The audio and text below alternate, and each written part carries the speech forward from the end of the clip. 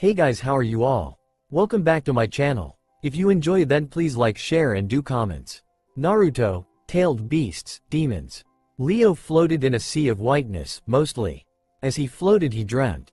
But now his dreams strayed towards his own past, however he didn't know it. However, Leo could tell that his dream was strange and unusual. Konoha, the home for the ninja of the land of fire. A place where stories and legends are made. Here's where one could find one Uzumaki Naruto, hero of the 4th Shinobi War and the Jinchuriki of all the Biju but the blasted 10 tails. One could use Sally find him walking one of the many streets or at the ramen stalls with his friends. But today one can hear the screams of the fangirls that now hunt him down to, as it were, hump him. Naruto was not in the best of moods today. He had just been for the past 3 hours running from rabid fangirls that seemed to have formed after the 4th Shinobi World War. And they seemed to have gotten smarter. Instead of fighting each other for him they were working together. If it wasn't for the fact he had shadow clones he would have been caught over 20 times now. That was the third group in the last hour. Naruto looked around worrying. It had not been the best day for him. Somehow a fangirl got his keys and broke into his house with her friends while he was in the shower. Needless to say, running around in his towel with girls on his tail made him wonder if Sasuke had to deal with this when they were in the academy together. Left. Naruto ducked, missing getting hit by a net. Growing, he increased his speed. He had found an Anbu 10 minutes ago, stole his uniform and formed a henge around him, making him look like Naruto.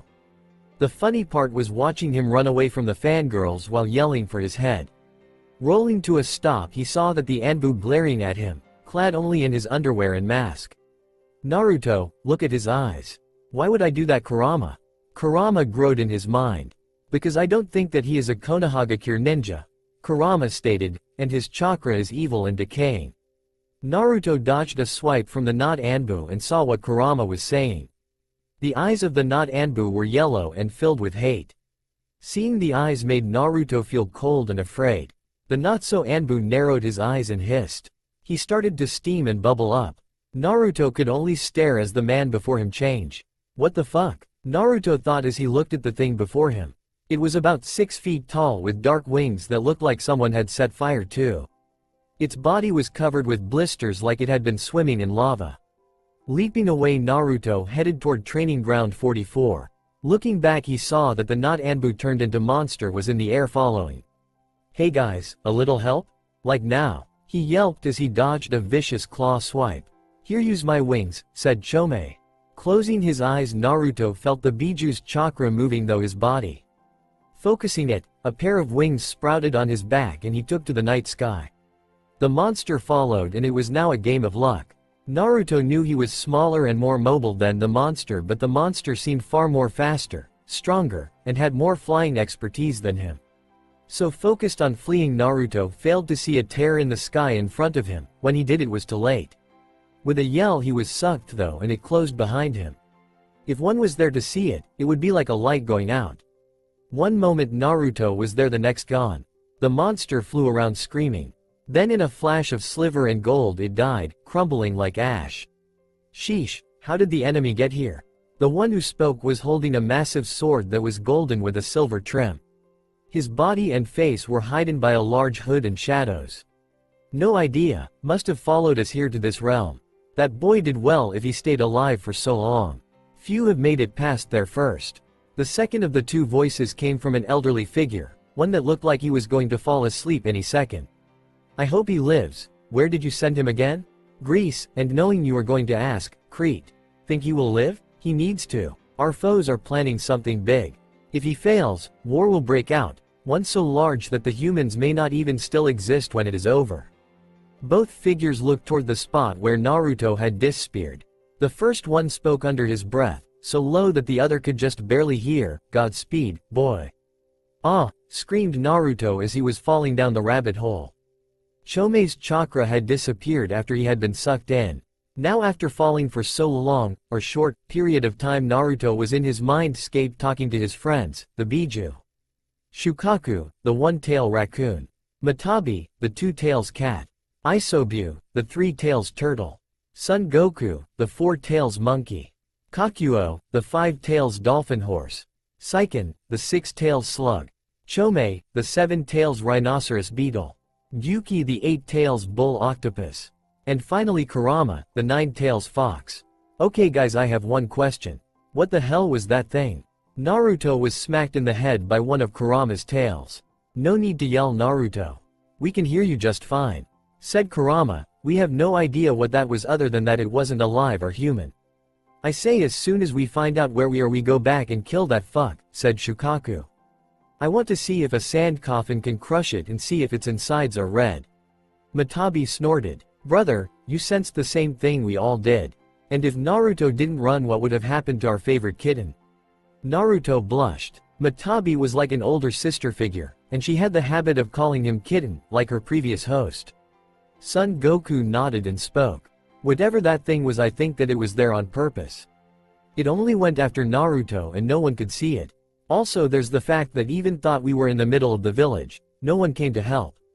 There's the fact that somehow the fangirls seemed to be a bit too well teamed up and the teamwork was over the top. Almost like they had the Sharingan and the Byakugan, stated Kakuo. Naruto shook his head. I don't think so. Their eyes were dark and now that I think about it, their chakra was like they were under in genjutsu. Also only members of the Hyuga can have the Byakugan and Sasuke is the only holder of the Sharingan. Unless one stole them there is no way one could have Kakuo, Naruto. Said Gyuki. That made them all wonder why and how the FGs were connected to the monster. Naruto and the Biju knew that even thought the villages were at peace and more or less united, there was some who wished to return to the fighting. And that there were some in the village that hated Naruto and wanted the demon brat dead still. Isobu and Seiken were silent. Isobu because he is trying to take a nap, Seiken because he had nothing to say. Kurama was resting. After combining his yin and yang halves he was not up to full strength, so the other tailed beast offered to help Naruto as he recovered. But now he was worried for his friend. Even if Naruto was an S-class ninja, he still had his moments of complete stupidity. I'm more worried about where we are going. It feels like when Obito and Kakashi used Kamui. Be ready for anything, Naruto, said Gyuki. Naruto nodded and returned to the real world. As he watched, a light seemed to grow in front of him. To his wonder, it seems to shine almost without hurting his eyes, but at the same time brighter than the sun. Then Naruto was swallowed by the light and knew no more. Ow, Naruto said as he held his head. It seemed that the light dumped him on a rocky outcrop on a mountain. The sky seemed darker with an ash cloud hanging. The earth seemed like a garden overrun with green, and there was an underlining feeling in the air and in his bones of something wrong, terribly wrong. Naruto sat down and meditated, drawing in nature for sage mode. However, as soon as he did, released it with a gasp. What was that? He thought, that was too fast, almost if the chakra had never been used and wanted to be. That made no sense. Usually he had to become one, but for some reason it wanted to be used. Like if was lonely and wanted to be accepted. If he hadn't stopped when he did, he would have been turned to stone. Taking a scroll from a seal on his arm, he unsealed some clothes, outfit from Pain's invasion of Konohagakure without the cape and headband. After changing, he stood and started to climb the mountain, reasoning that he could see better. Hey Naruto, is it just me or is there a reason why you are walking? Or are you just enjoying the sights of nothing? Asked Kurama. Naruto tripped and crashed on his face. Getting up, he glared at his navel, where the seal for holding in the Biju was. There is no need to explain other than I have been running for who knows how long and I fell through a hole in the sky, so pardon me if I want to walk. Kurama stayed quiet after Naruto's answer. After walking up the mountain for a few minutes, Naruto spotted movement in the woods to the east of him.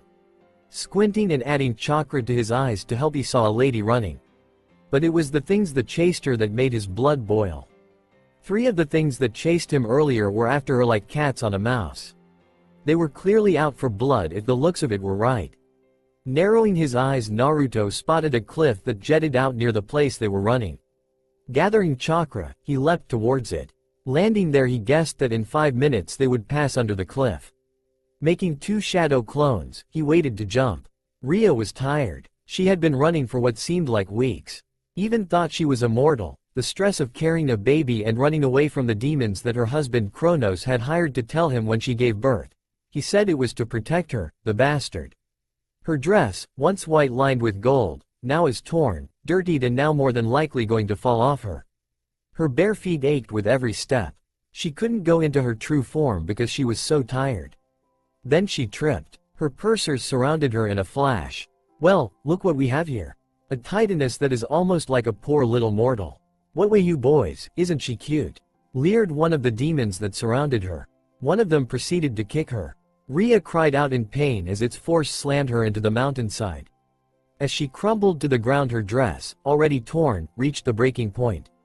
Her breasts and nipples became exposed to the air and she tried her best to cover up. If anything, the three leers grew larger. They started to reach for her and she'd press against the rocks. Her fear became stronger as they got ever closer. The boss did say to tell him when the brat is born, but he didn't say what we could do to this wife. And what's in it for us? Only bits of man flesh. I bet he will not notice a bit missing from his wife. One hissed out. The other's eyes glittered with excitement and nodded. Also, we can just say she was attacked by a human. After all, they are just mindless, stupid, and smelly beasts. I like that plan, the last said, but let's hurry it up, I'm starving.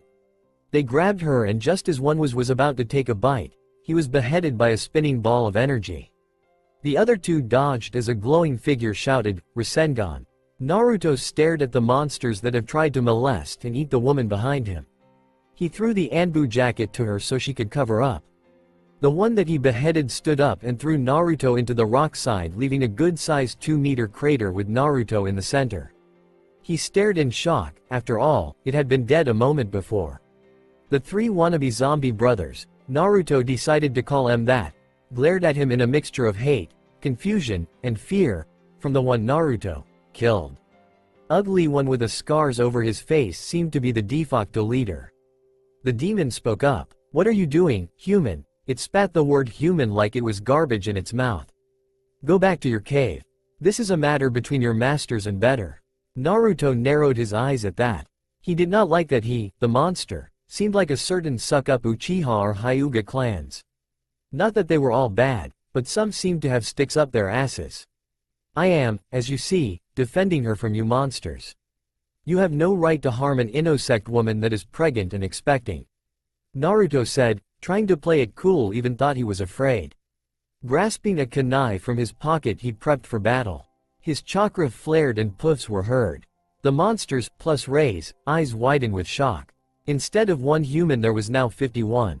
The clones rushed forward and the demons were hard-pressed. Naruto grabbed Rhea and carried her bride style away from the fight. "I'm Naruto, what's your name?" he asked. Rhea said shyly. She blushed, and inside her mind she was trying to understand what was happening. No mortal should be able to do even half the things this one was doing. Her husband, Kronos, and the rest of the Titans had made sure of that. But why was this one different? "Nice to meet you, Rhea, I'm Naruto," Naruto said with a smile. Rhea was now more confused. She could tell Naruto wasn't speaking in any language that she knew, but she could understand him. It made no sense, unless... No, she shook her head. That was a myth, a story Gaia told her and her siblings. There was no such thing, after all she was an immortal and has seen everything. But this human was different. While Rhea was having her mental war, Naruto and the Biju were thinking about the monsters that they have been fighting. Naruto almost blacked out when one of the shadow clone's memories came. He was able now to slow down, but he didn't. The clone's memories were telling him to run away, and never look back. The raw evil that was in the memories of their deaths in the monster's eyes made Naruto want to hide and stay away from the things. Mindscape. Unknown to Naruto, Kurama and the rest of the Biju were talking about the monsters. And how they were alive. Kurama was the only one that has been dead, but even he was at a loss. However, they knew that they had to help Naruto to the fullest, or else their favorite human would die. Real world. It had been over an hour since Naruto and Rhea met. They were heading towards Crete, where Rhea said she would bear her child. She told him of her husband, how her father foretold him that a child of his would overthrow him, and how Kronos, in order to stop it, ate 5 of her children. Hestia, Hades, Demeter, Poseidon, and Hera. At least he thought that was their names. Rhea also said that her husband would come as soon as he hears that she has given birth to eat her child. That made Naruto mad. He was an orphan and didn't want that to happen to anyone, so he was plotting on how to trick Kronos. Who knew that pranks would be so useful in real life? Rhea looked at the blonde every so often. She thought that she could sense the power of one of her children flowing through him, but that was just a mother's want for her child RN, right? But at the same time she could sense a more older and stronger power in him, untapped. He had said he wasn't from this reality, but came on accident, so she thought maybe it was just something to do with his homeland. Hey Ria, is the baby a boy or a girl? Naruto asked, pulling her from her thoughts. A boy, she said with a small, sad smile. She asked, why do you need to know? I have thought of an idea that will save your kid and trick Kronos. You said I felt like one of your kids, so I'll make a Earth clone the shape and size of your baby that looks the same for Kronos to eat. Then your kid would be safe for a while till he can defeat his father. Ria was stunned. She had thought of using a rock for Hades and Poseidon, but for the former he could not in time. The latter Kronos could tell it wasn't his child. So she asked him how it would work, stating what she had tried. Naruto explained in his special way. She grinned and started to giggle at the plan that Naruto made. It was insane, it was craze, and it just may work. Naruto, tailed beasts, demons. Leo sitting at the table eating cereal while thinking of his dream.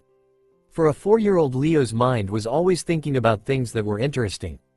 The night before, his mother read to him one of the Greek myths, the story of how the gods and goddess came to be. But his little mind at the time did not understand that what he saw wasn't a dream but the past. Leo poked at cereal in his bowl and frowned. His mother had to go to work and his babysitter was out of town. His Aunt Rose, however, was coming. Leo did not like his aunt. She made him feel like he had to get even with someone or something at times. Leo fingered at the tool his mother had given him. It was a simple hammer for little kids, but Leo loved it. Of course his mom took it away after he covered the table with nails. He had did it on a whim. But she gave it back after he had removed the nails and had used the puppy eyes. She broke in seconds under that look. I don't know why, but somehow that dream was so lifelike, he thought. I was hoping for a dream where I made a fucking warship. Leo had heard his mom say that F word the other day. He didn't know what it meant, but it sounded good to the ear. The past with Naruto and Ria. So let's rest here. Ria nodded to Naruto and sat down. The area that he had picked was a good one. It was a simple meadow with a creek running though. She was enjoying the blonde's companionship, even if he seemed odd. Then again, most of her family was crazy in one way or another. Her brothers were always fighting and bragging about how great they were. Her husband was no better. For the Titan of Time, he was terrible at keeping track of time. She rubbed her belly where her 6th child kicked. Soon, she whispered to her child.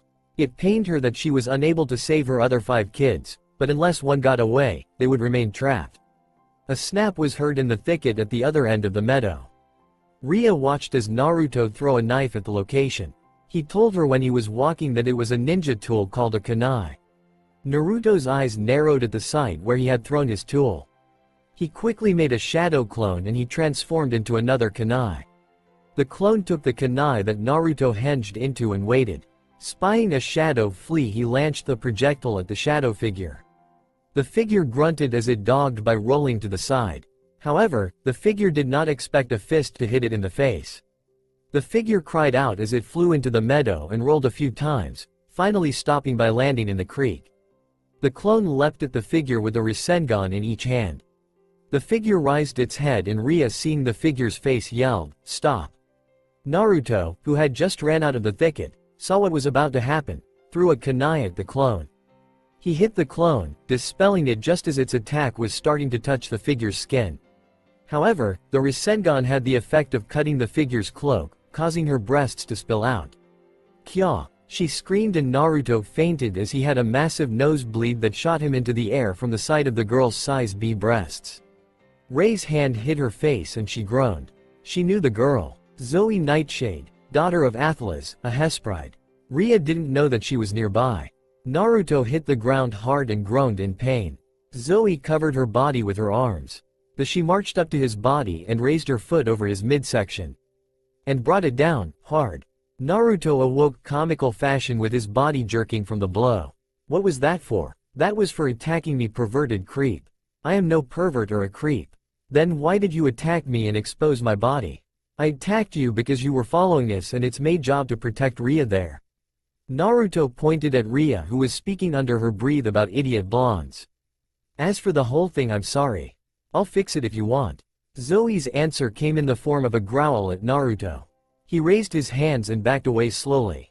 So you want me to just stand here? So that you can fix my cloak, what's left of it, while I'm... Zoe hissed out slowly with each word promised pain for Naruto if she didn't hear the correct answer. The sword that appeared in her hands wasn't helping. Yes? He answered with a whimper, praying that it was the right answer. It wasn't. Die. Mercy. Konoha. Hinata was walking towards Naruto's home with a box in her hands. She was hoping to surprise her crush with a homemade meal with ramen. She giggled at the idea of Naruto inviting her in and having her feed him the ramen. Hinata started to blush as her thoughts started to go a bit more sensational. She went up the stairs with a jump in her stride. But when she turned the corner to reach Naruto's door, she froze.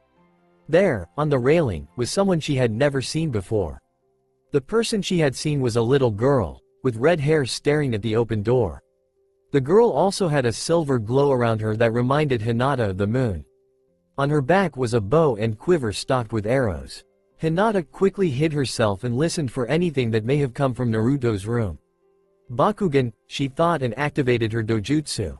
With her eyes now having the ability to see the wall, she could tell that there was several people in Naruto's apartment, all female. The ones in Naruto's home had chakra levels of an average ninja, but the girl out front had a massive amount. At least if not more than Obito when he was the host of the 10 Tails. She gasped and the girl's head snapped towards her. Hinata tried to tell Here's LF that the girl didn't see her, but she just couldn't. The girl's sliver eyes seemed to narrow as if she had seen Hinata. Just when Hinata thought that she was in the clear, an sliver-tipped arrow raced by, shaking Hinata from her lasp of attention. Gas spilled from a hidden compartment and Hinata quickly covered her mouth and held her breath. Hinata quickly leapt onto a nearby roof and started to run towards the nearest Anbu patrol path to warn the village of a group of foragers that were invading Naruto's home. Artemis watched as the female ninja raced away. She had had one of her hunters shoot near the girl to try and knock her out with a sleeping gas, but she escaped. Grumbling over the fact that they had to flee before the alarm could be raised, she signaled her hunters to gather. When they did, she snapped her finger and the group disappeared, returning to Artemis's camp in Texas. However, before she could, one of her hunters asked her if perhaps they should take something of the target, so they could find him at a later date. Artemis nodded and the girl raced in and brought back a jumpsuit the target was known to wear. And then they were gone, like they never existed. Anko Mitarashi, Hana Inuzuka, and Yugo Azuki were heading to Anko's home from the baby shower for their friend, Kurenai Yuhi. They weren't tried by any long shot. The night was still young. Anko asked if they would like a ladies' movie night. So there they were, walking down the street. Anko lived near Naruto's place by about a block and they were talking about the blonde-haired hero. I'm telling you, that Gaki's denser than stone when a girl shows her feels to him. Hana spoke to her friends. But at least he knows to run away from fangirls. The trio snicker. Huh, that boy may be dense in the head, but he has more than enough energy to run away from them. Yugo replied. One has to wonder what else he has energy for and for how long. Anko gigged. Yugo and Hana blushed at the idea that Anko was driving at Anko. They both shouted at their friend. Anko just snickered. What? We all know that Naruto is a virgin and Hinata has been trying to get him to date her since the day they first met. That girl from Demon Country was the closest to having with him. Remember the report that Kakashi turned in? The two listening nodded. Well, that kid that is like a clone of Guy told him what she wanted, so Naruto was able to keep his virginity. However, I was able to sneak into the mission room sometime later and in the S-ranked missions was one from Demon Country. Yugo and Hana were trying to wrap their minds around the fact that Anko broke into the mission room and not get caught. Anko, Hana began. How did you get in without having the Anbu guards becoming alerted? Anko smiled. Simple, you guys were on duty and I asked you to look the other way as payback for a favor. I thought you went in because you need a mission because your boss need you out of the way. Yugo growled out. Anko nodded. That's true. Anyway, the mission said that Naruto was to be either brought before the girl or his seed so that she could bear his child. For 1,000,000 yen for his seed and 1,000,000,000 for him brought before her alive. When I showed the Hokage, our dear Cage laughed me out of the office, thinking that it was a prank. Shame too, all that money would have helped. With your dango bill. Hana and Yugo thought. Anko, sensing a disturbance in the party of Dango, glared at the source. Hana and Yugo slowly backed away as Anko started to go though hand size for one of her jutsu before a noise caused all three to look towards the rooftops. There they saw Hinata running towards them and she looked drugged. Then she slipped. Hinata, the trio shout and leapt towards the falling girl. Hana was the one to break her fall and the other two stood around the drugged girl. Hana used a medical jutsu to check Hinata's body. She looked at her friends and gave them a look. Anko and Yugo sighed. Hinata was going to be fine. Why was she running like that? I mean, she usually isn't that fast. Anko said. Isn't that the direction of Naruto's place? Yugo asked. All three women looked at each other. Hana picked up Hinata and raced towards the hospital while Anko and Yugo raced to Naruto's place. The duo were leaping roof to roof at top speed when Naruto's place came into view. Yugo pointed out a bowl of ramen that was spilled. Anko nodded at what seemed to be an arrow embedded in one of the posts. Naruto's door didn't seem to have been forced open, but looks were not always what he seems in a world full of ninja.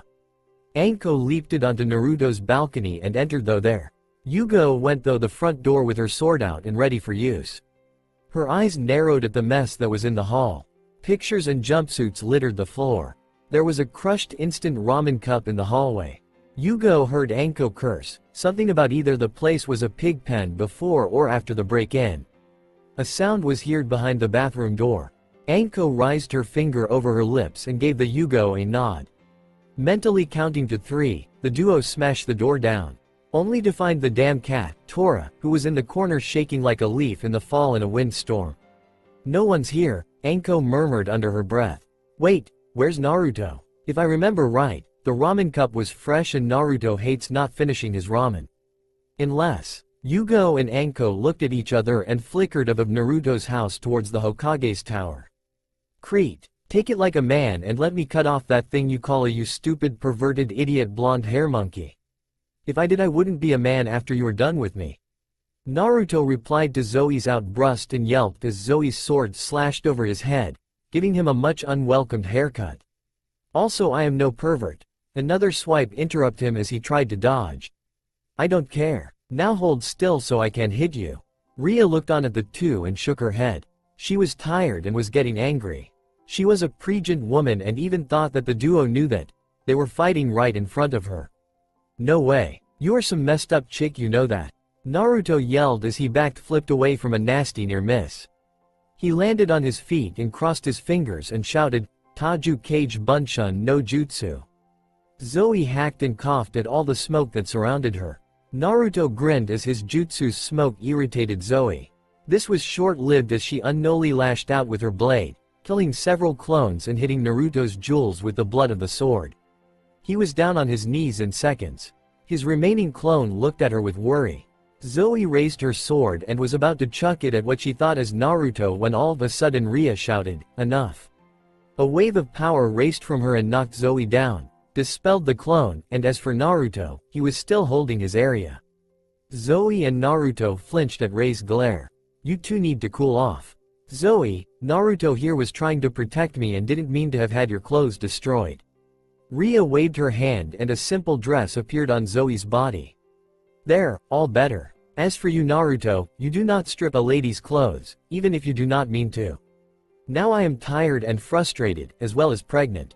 Now Aethor you two make up or I will show you why I am Queen of the Titans. Zoe and Naruto looked at each other and said sorry. Ria nodded and laid down to take a nap.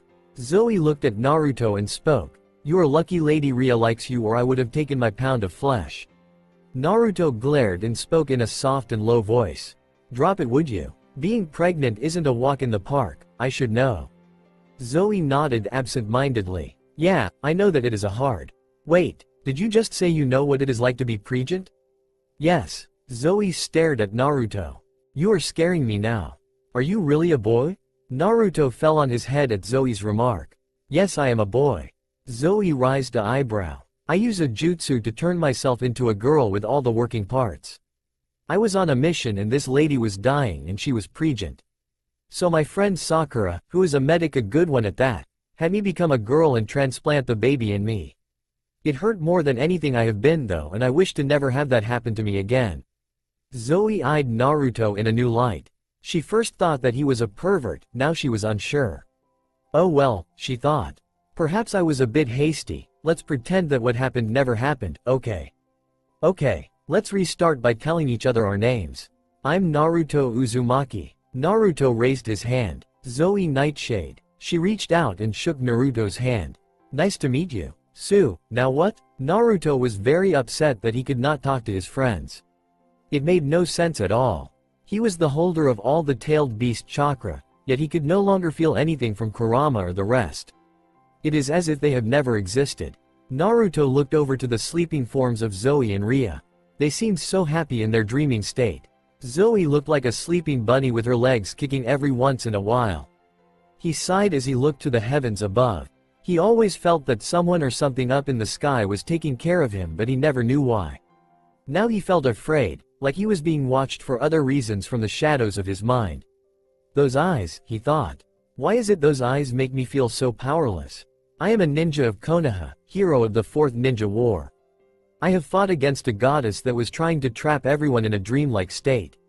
I have felt helpless then, but not anything like this. The feeling that he was going to die never in his life felt so strong. Naruto took a deep breath in and let it out slowly. He knew that if he kept thinking those thoughts he was going to spiral into a state where he wouldn't be able to protect Ria or Zoe. He didn't know why, but he knew that if this Titan King Kronos got hold of Rei's unborn son, something bad would happen. He just knew that if he failed to do this mission he wasn't going home. And that frightened him more than anything else. He looked towards the night sky and watched the night sky. He thought back when he had first entered the Shinobi Academy. He recalled how he had thought ninjas were people that protected everyone and how they had everyone's respect. At that time he had thought that was what he wanted. Everyone's respect and acknowledge his. That time he had no power other than his bloodlines that his mother told him about when she had appeared to help him gain control of Kuruma. He knew of his ability to heal fast, also Kuruma boosted this. But his mother said that both she and his father had powers that may or may not have been passed on to him. As of yet he had to unlock them, if he had them at all. His second cousin, Karen, had all the Uzumaki's bloodline powers. Chains made of chakra, advanced healing, and the clan's powerful life force. A twig snapped in the forest and Naruto flinched. Damn it, he inwardly cursed. I am here thinking of things that mean little of notice right now. I need to focus on the now, know the what-ifs and maybes. He fingered a shuriken and debated if he should go and see what made that noise. He waited to see if he could hear anything out of the norm. He increased the flow of chakra to his nose, ears, and eyes to increase their abilities. Another twig broke and Naruto spotted a figure moving away from the camp. Naruto acted fast and made 3 clones to stay to protect the camp. He himself raced after the figure. Naruto leapt from the forest floor to the trees to increase his speed. Tree running for a Konoha ninja was something that one learned rather fast to get to and from places. Also the roots of trees and low branches would slow down his enemy while Naruto had to just move up or down while still moving forward. Seeing that his foe was starting to get closer, Naruto made a couple of clones to surround the figure in a pincer move. However, the figure had other plans. The person reached out and grabbed a tree branch. The figure then flipped around and launched towards Naruto. Naruto and his clones were too surprised to react when the figure cut down the shadow clones while kicking Naruto in the face. Naruto fell to the ground with a thud. He then rolled on his back to avoid being implied by a spear that appeared in his opponent's hands. The weapon sunk into the ground by several inches where Naruto's head once occupied. His enemy then grasped his weapon and flicked the earth towards Naruto's eyes. Acting fast, Naruto sent the hand signs for an air bullet. As the dirt flew by his face he took a breath. His foe was racing forward, thinking that Naruto was unbalanced by the underhand tactic. His surprise when he was hit by a blast of air made Naruto's night as the figure made a loud male scream in pain. The figure flew backwards and impaled himself via a low tree branch. Naruto's right hand grasped at his foe's throat as his left unhooded the male figure. The face that came into view was unmistakably male. He had black hair and a ragged beard. But it was his eyes that drew Naruto's attention. They were a sickly yellow that held no love for peace or kindness. No, they were filled by an untold level of hate, disgust, and anger at the world. Who are you? Why were you spying on us? Naruto asked his prisoner. He just spat blood onto Naruto's face. You will get nothing out of me, boy. He said with a tone that said that he though Naruto is no threat. Naruto, not liking the tone and the blood on his face, slammed the man's head into the tree several times. Blood spewed from the man's lips. You will answer me, I will make your death painful and slow, Naruto threatened. The being just laughed in a dark manner. Too late, brat. I am already dead in the next minute, so whatever you do is useless. The branch went thought a lung, cut a part of my liver, and severed several major arteries and veins. Naruto hated the dark man's smug smile and the feeling something was off. However, the man seemed to be telling the truth, for lo and behold the man did die. Naruto reached out with his left hand and checked for a pulse, finding none. He released his dead foe. He then turned around and started to walk back to the camp. Big mistake. As soon as Naruto had gone several feet, a force smashed into his back. Naruto stumbled forward from the surprise blow. Another quick blow to his legs and Naruto was on the ground.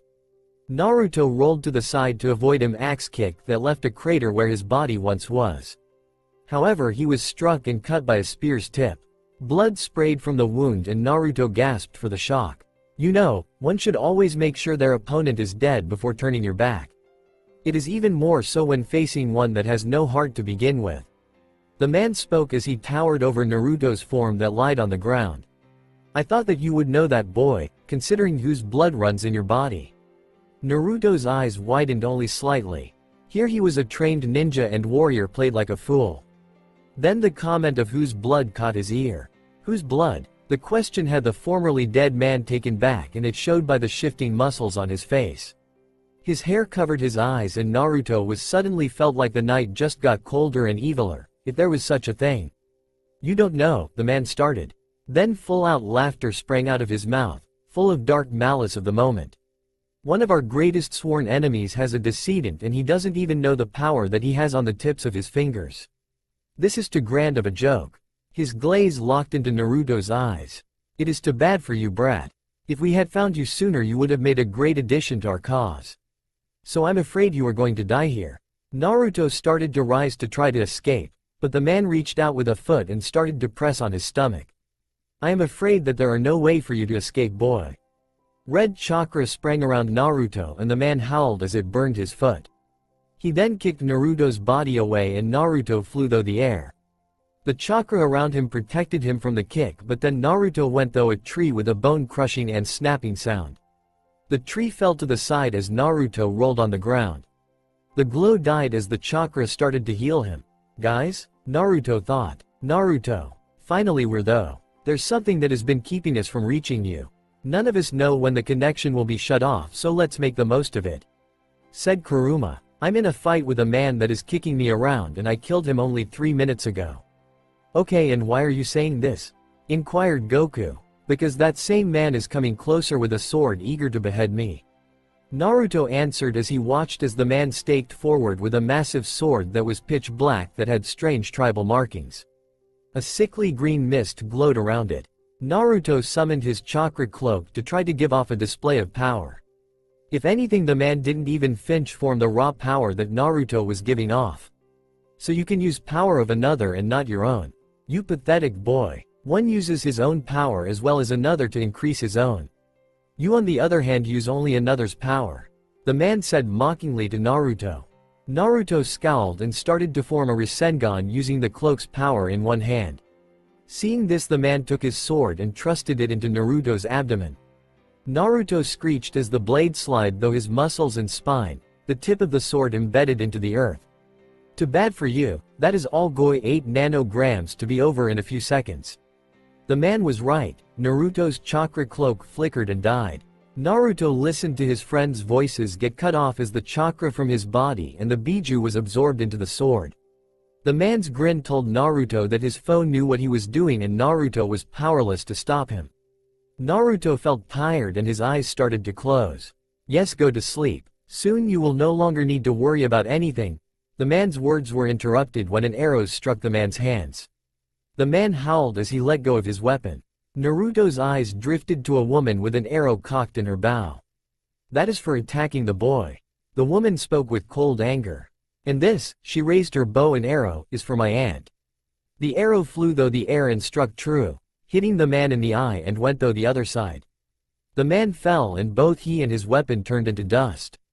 Who are you? Naruto asked with his pain-filled voice. The woman frowned and waved her hand. After she did so, Naruto felt better. There was no evidence that he had gotten into a fight. Thank you, he said as he rose. As he did, he took a closer look at the woman. She stood at 5'4". Her red hair was braided into a single braid that hung over her shoulder.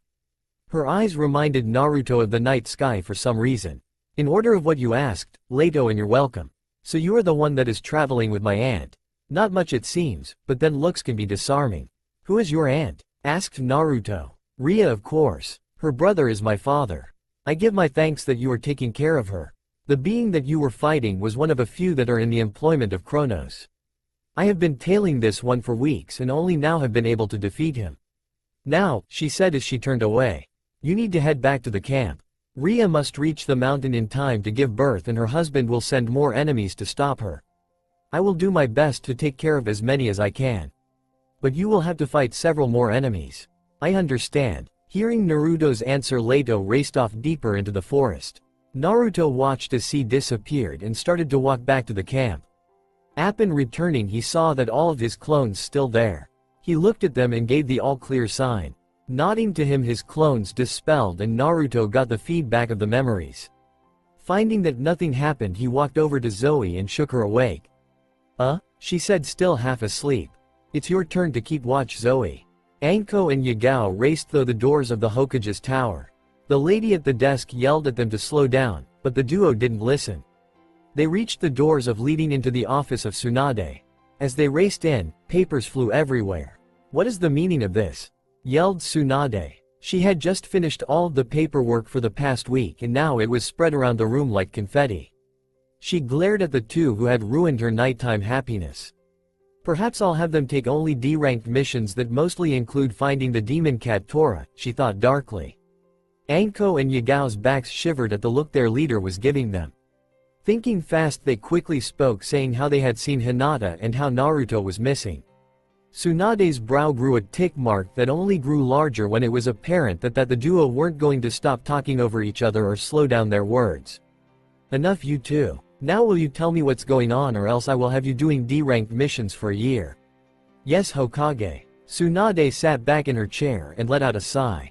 She looked towards her two subordinates and leaning towards them she glared at Anko. Start talking. Well, you see, myself and my friends were walking home. We saw Hinata racing on the rooftops heading for us. As we watched, she started to sway and fell. Acting fast, we were able to save her. Myself and Yagao headed towards where she was coming from. Hinata was taken to the hospital by Hana. Tsunade nodded slowly to Anko's words. I do not see how this relates to Naruto as of yet. She's getting there, Lady Tsunade, said Shizune as she grabbed the bottle of sake that her master was reaching towards. Tsunade growled as her sake was taken away. Anyway, when we saw that the trail lead to Naruto's home, we was an arrow embedded in a post with a bowl of spilled ramen. The door to his home was forced open and we found evidence that several person unknown were looking for something or Naruto. One of his jumpsuits is missing, thought. Spoke up Hana, much to Anko's irk. Then there's no time to waste. Send for all senior ninja and the remaining Konoha 9 to look for Naruto and those strangers. Move. Yes, Hokage. The Konoha Hot Springs men sighed. Yo, Kakashi. What is it, guy? You and your unyouthfulness. Anyway, are you thinking of training another team of genin yet? No, guy. Team 7 was my first and last team that I will take. What if instead of an energy-sucking tree of doom the lands are invaded by an unknown army that came from the western lands? My dear rival, lighten up. The western lands have always been unknown to us here in the eastern lands. Mountains are far too dangerous for any army to cross without lives being lost.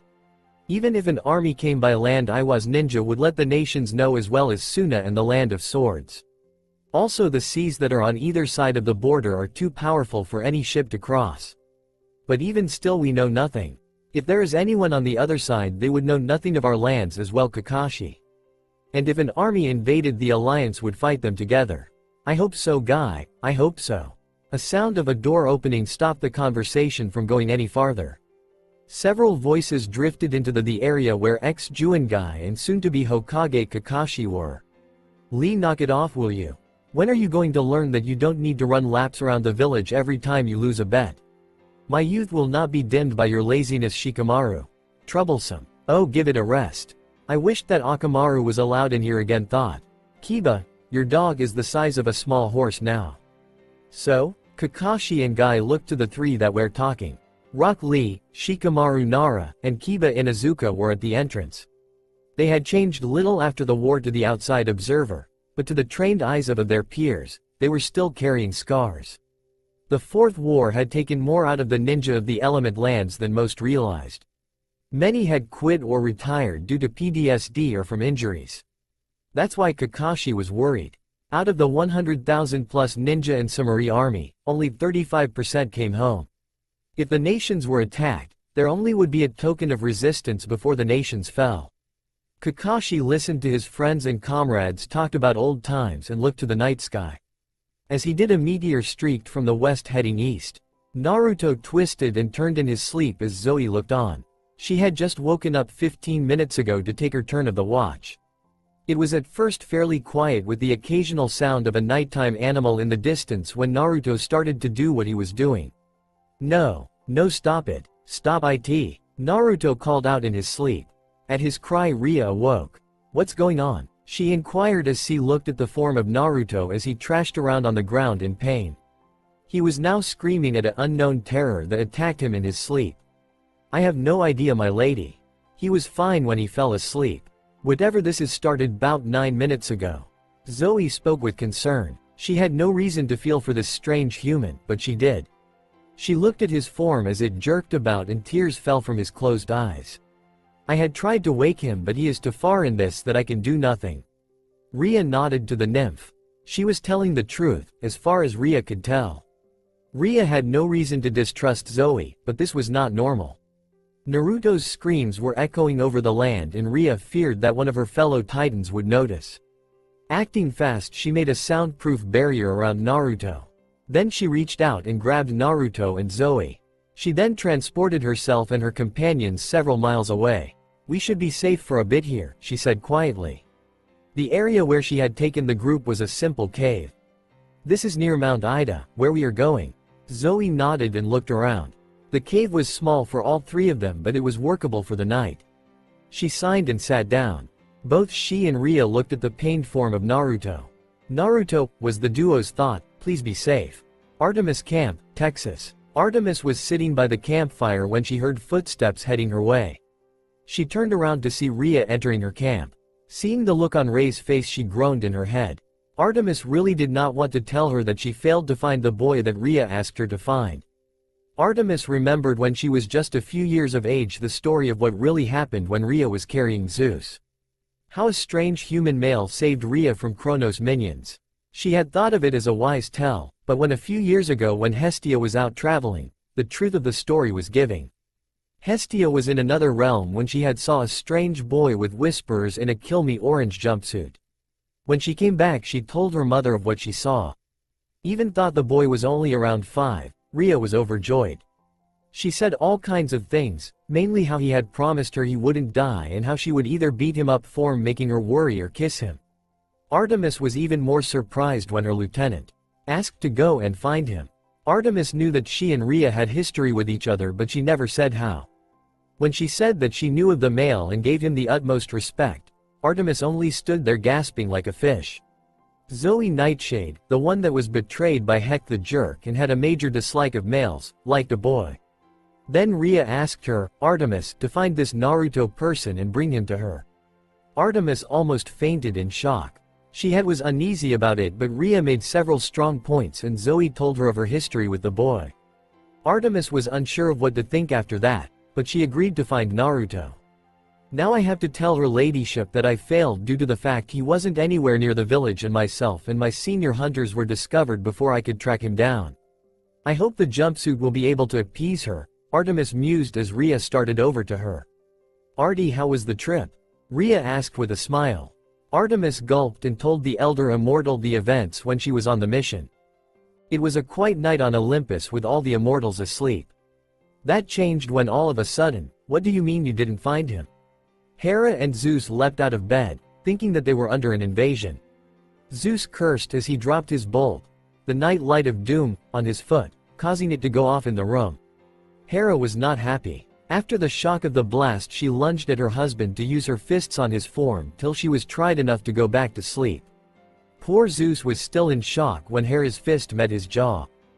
Ares was in his room asleep, having his version of a nightmare. The world was under attack, but it was the invaders that scared Ares. It was an army of Build-A-Bears singing, "I love you," and saying things like "let's be friends." The bears were also riding My Little Ponies, and leading the army was Barney and the 4 Teletubbies. Worse, the more he killed them, the louder the songs and voices came, and they multiplied.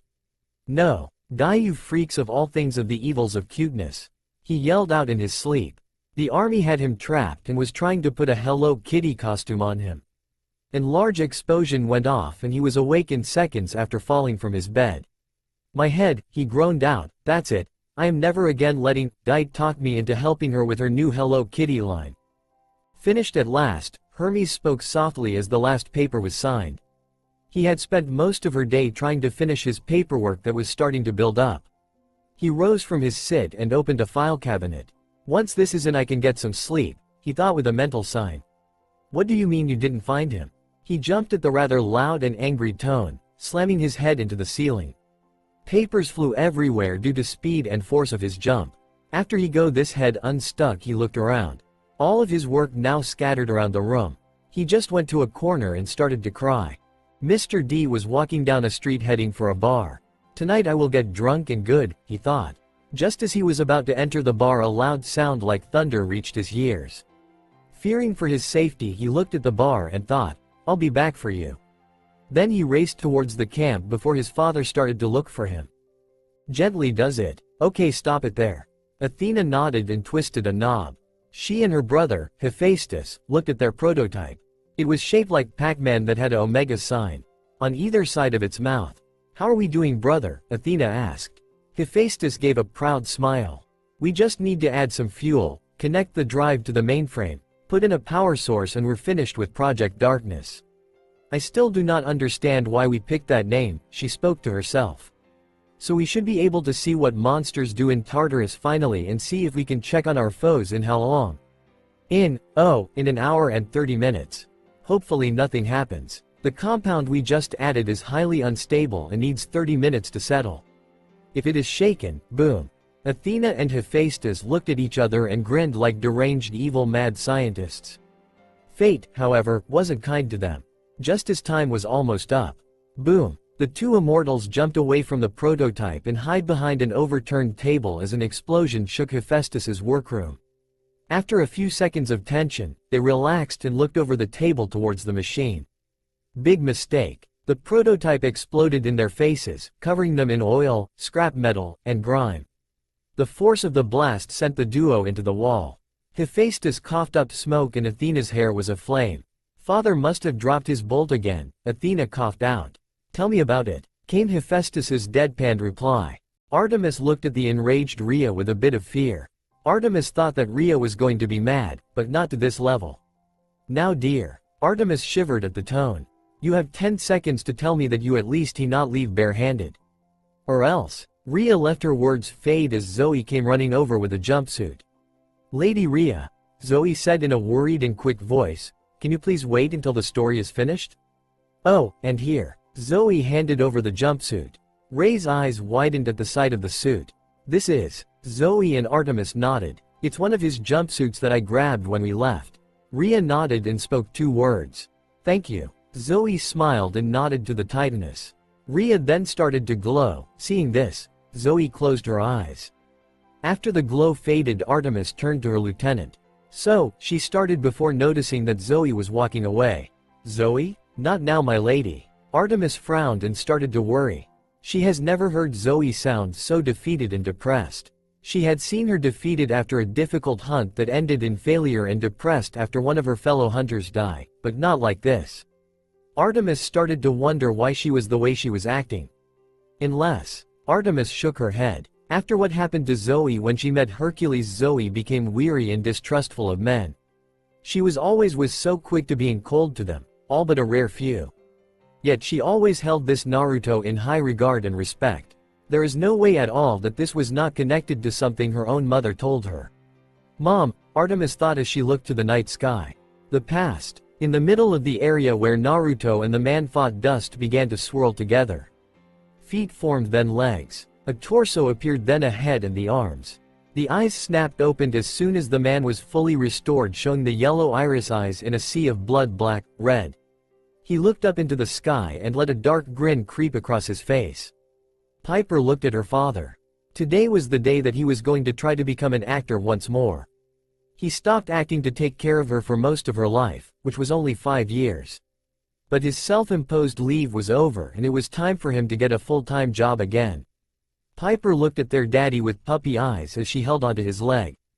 "Daddy, don't leave me here," she whined as he tried to escape her grasp. He was trying to drop her off at a daycare for the day so she could have company while he was gone.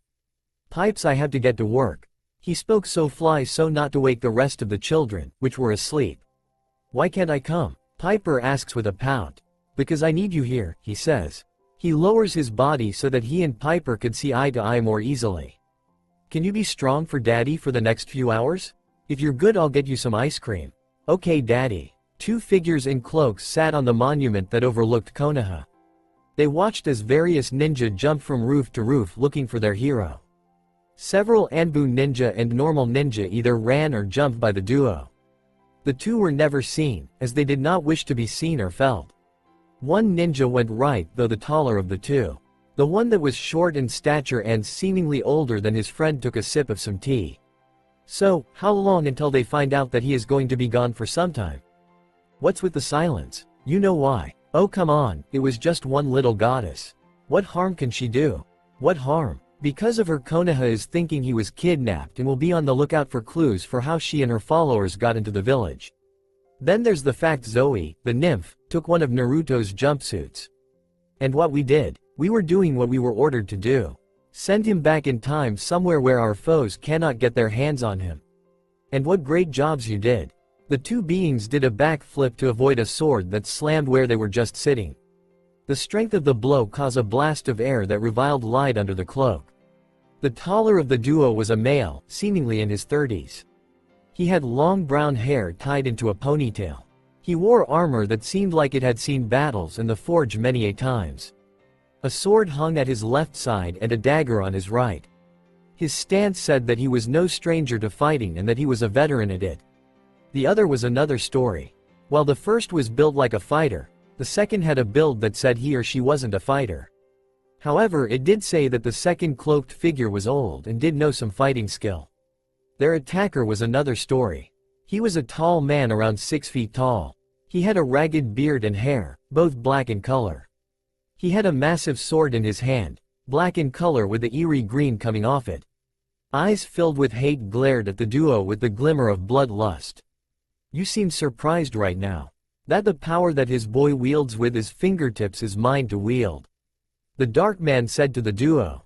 He raised his left hand while leaving the right to hold onto his weapon that had turned into a spear that he held upright. He flexed his fingers on his left hand and breathed in deeply. "You know, I must really thank you too. If it wasn't for your actions of sending Naruto to Crete, I never would have obtained this power. The power to wield the elements like they are note played on an instrument." "We do not want your thanks, traitor," said the one with the sword. His hand was on the handle of his sword, ready to draw it at a moment's notice. He then spoke to his comrade. "My friend, flee quickly. I will give you some time to report that our enemy has come to this land." "Good luck, my friend," the second spoke. The being then turned and started to run away.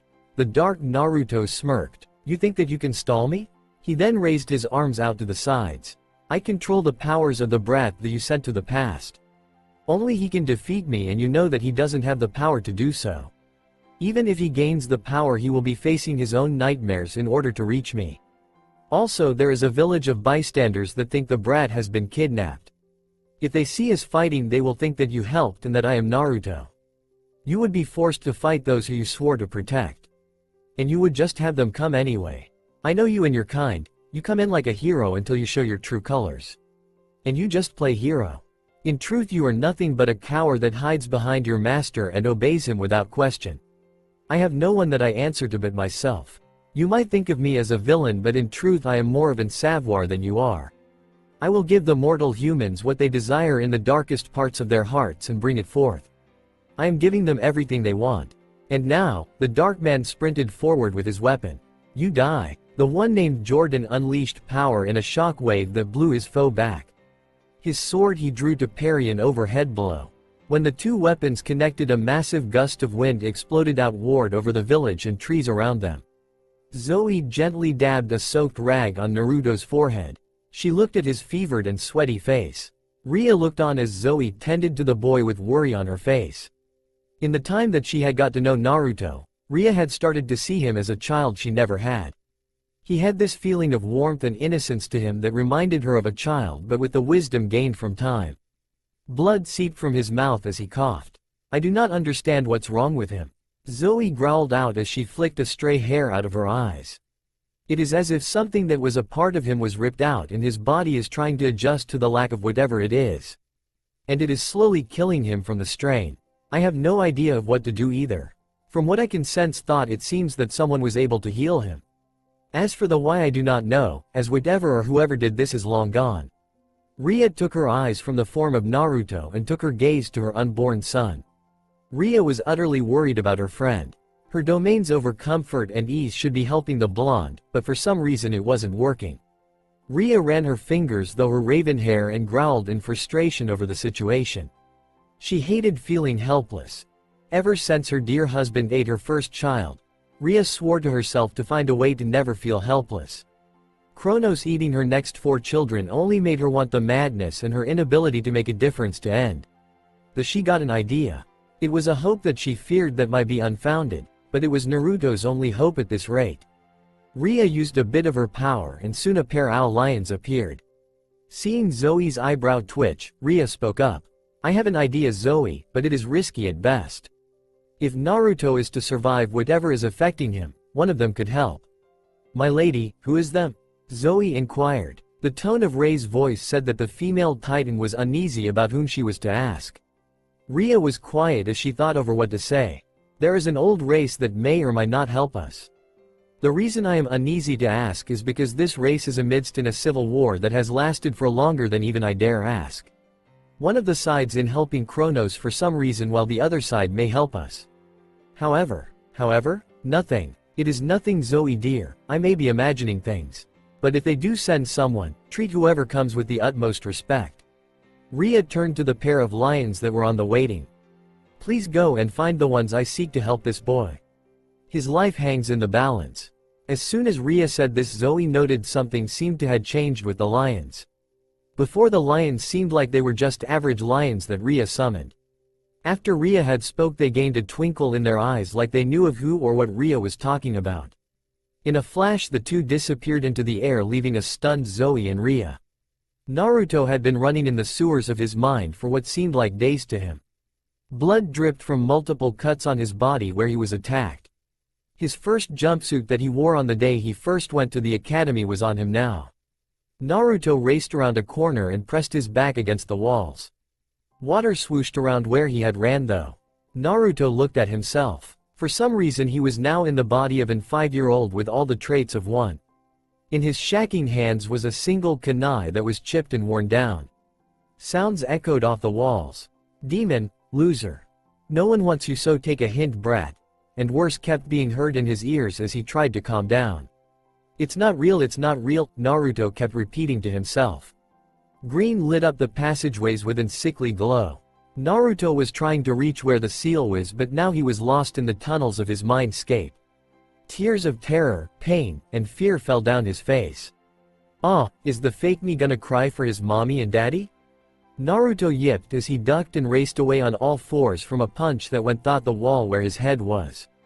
Come on, we both know that you are a coward, that man was right. You are weak and I am tired of listening to you go on about protecting those that once hurt us. Yami, dark, Naruto watched as Naruto, the fake as he liked to call him, raced away like a beaten dog. The 4-limb run only increased that view. He then teleported to the front of Naruto after he had gone several feet.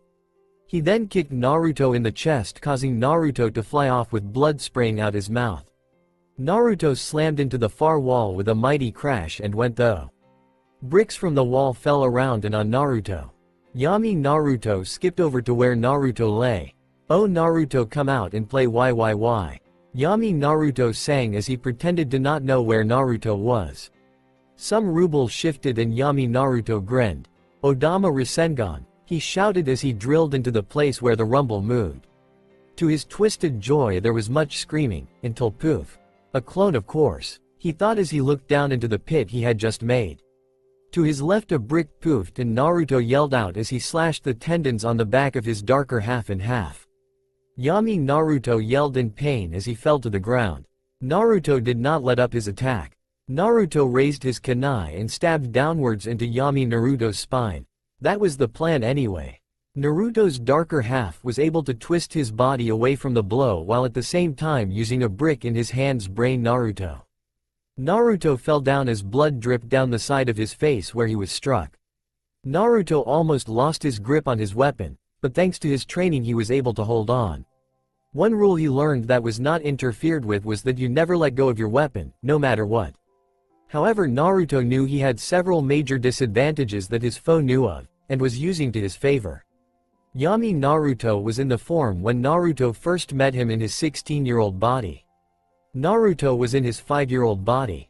That meant that Yami Naruto had the height, weight, endurance, muscle memory, reach, and pretty much all of Naruto's jutsu. Even worse for Naruto, he had all of Naruto's skill at that age with the ability to use it to the fullest. Naruto only had a smaller, slightly faster, and more agile body than his darker half. And in the form he was in now, injuries that could be shrugged off when he was a teen now could be fatal blows. Damn it, Naruto cursed as avoided being brained in the same place. He wobbled as he tried to keep himself from blacking out. Black spots started to form in his right eye as he tried to fight off the concussion. Yami Naruto, sensing weakness, spied an opening. Acting on it he threw the brick. Naruto ducked under the thrown object, but that left him open to and blow to his left side. Yami Naruto pressed on by getting up on his now healed legs. Once he was up he drove his fists into Naruto's stomach. Naruto went down and vomited.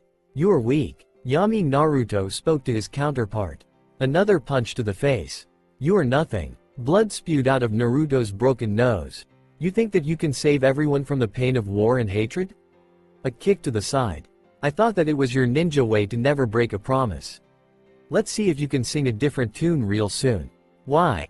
AAR. You doing this?" Naruto wheezed out as he tried to breathe. Yami Naruto smirked as he reached down. He then grabbed Naruto by the throat and lifted him to eye level and arm's distance away.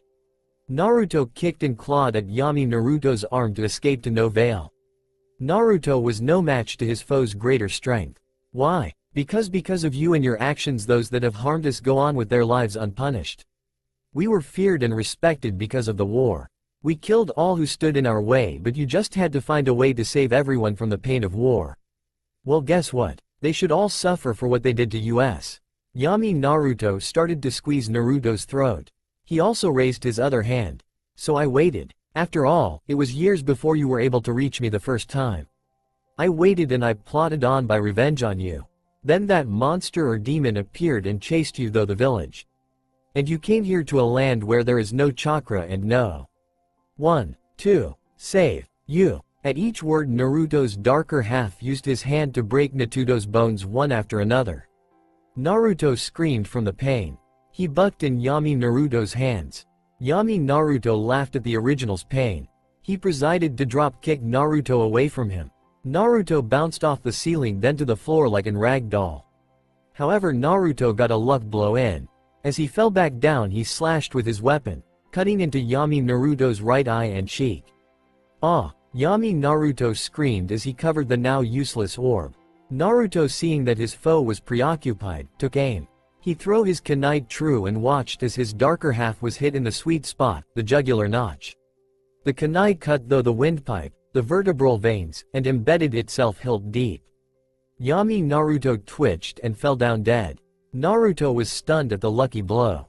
After what had seemed like days, a single strike with his weapon killed his foe. He didn't even want to kill him. Bloody water lapped against Naruto's form as he sat on the ground, tired from his lack of rest and mental shock. He just stared as he bled out, his eyes staring lifelessly into Naruto's own. 7 stand with sword and shield, and 7 foes that darkness reviled, shall fight for the kingdom lost. Victory will not be without cost. And once the king has been reinstated, shall darkness be once more sedated. A word of warning to the wise. If the king shall fall, none shall survive. An old man read to his granddaughter and grandson. He looked at the children that sat on the ground from his rocking chair. There was a tapestry over the fireplace with the design of Iwa. This poem has been told to each generation of our kin. It's of remembrance of the true king. You see, long ago the whole elemental nations wasn't anything like it is today. Long before the rabbit goddess there was only one kingdom, the name of which has been lost to history. It was ruled by the king and queen who ruled with peace throughout the land. What happened, Grandpa? Asked the 6-year-old girl. Yeah, tell us, the younger 5-year-old said excitedly. The old man chuckled. Well, you see, you had to wait. Now, the king and queen were said to be related to beings made of light and power. These beings were very powerful in their own way, but several stood out. They were the first and the most powerful of their kind, but all of them worshipped and obeyed the one they called the master. But one day one of the beings rebelled against the master. He took 1/3 of all the beings and went to war. His brother defeated him after a long battle with many deaths on each side.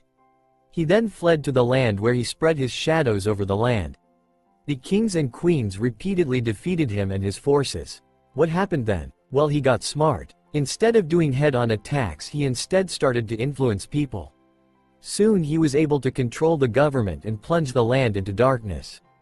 The last king and queen fell to his words and let him into the land with open arms. However, a simple handmaiden took the child of the royals and fled. Because of her actions, the betrayer was not able to kill off the royal family. The beings, seeing that the land had been plunged into darkness, helped the two to escape. To make sure that no one followed them, they raised the great mountain chain that split the land in two. The worst of the land became the west, while the east was the land that the handmaiden fled to. The beings also created a barrier so that the traders could not pass by air or by sea. Why? The beings knew that the enemy would try to attack the east and turn it into a land of shadow. And to this day they lie in wait in the shadows of the west, waiting for the day they can attack the elemental nations. The handmaiden and the young heir hide somewhere in the lands here and disappeared into history. It is said that one day the enemy will break through the barrier and attack these lands when the one who is to be king comes once more. And on that day the enemy will once more appear. The old man finished his last words in a low voice, so low that his grandkids thought he just took an odd sip of air. Okay Ichigo, Rukia, time for bed. Make sure to give your gramps a hug good night. The children's mother called them.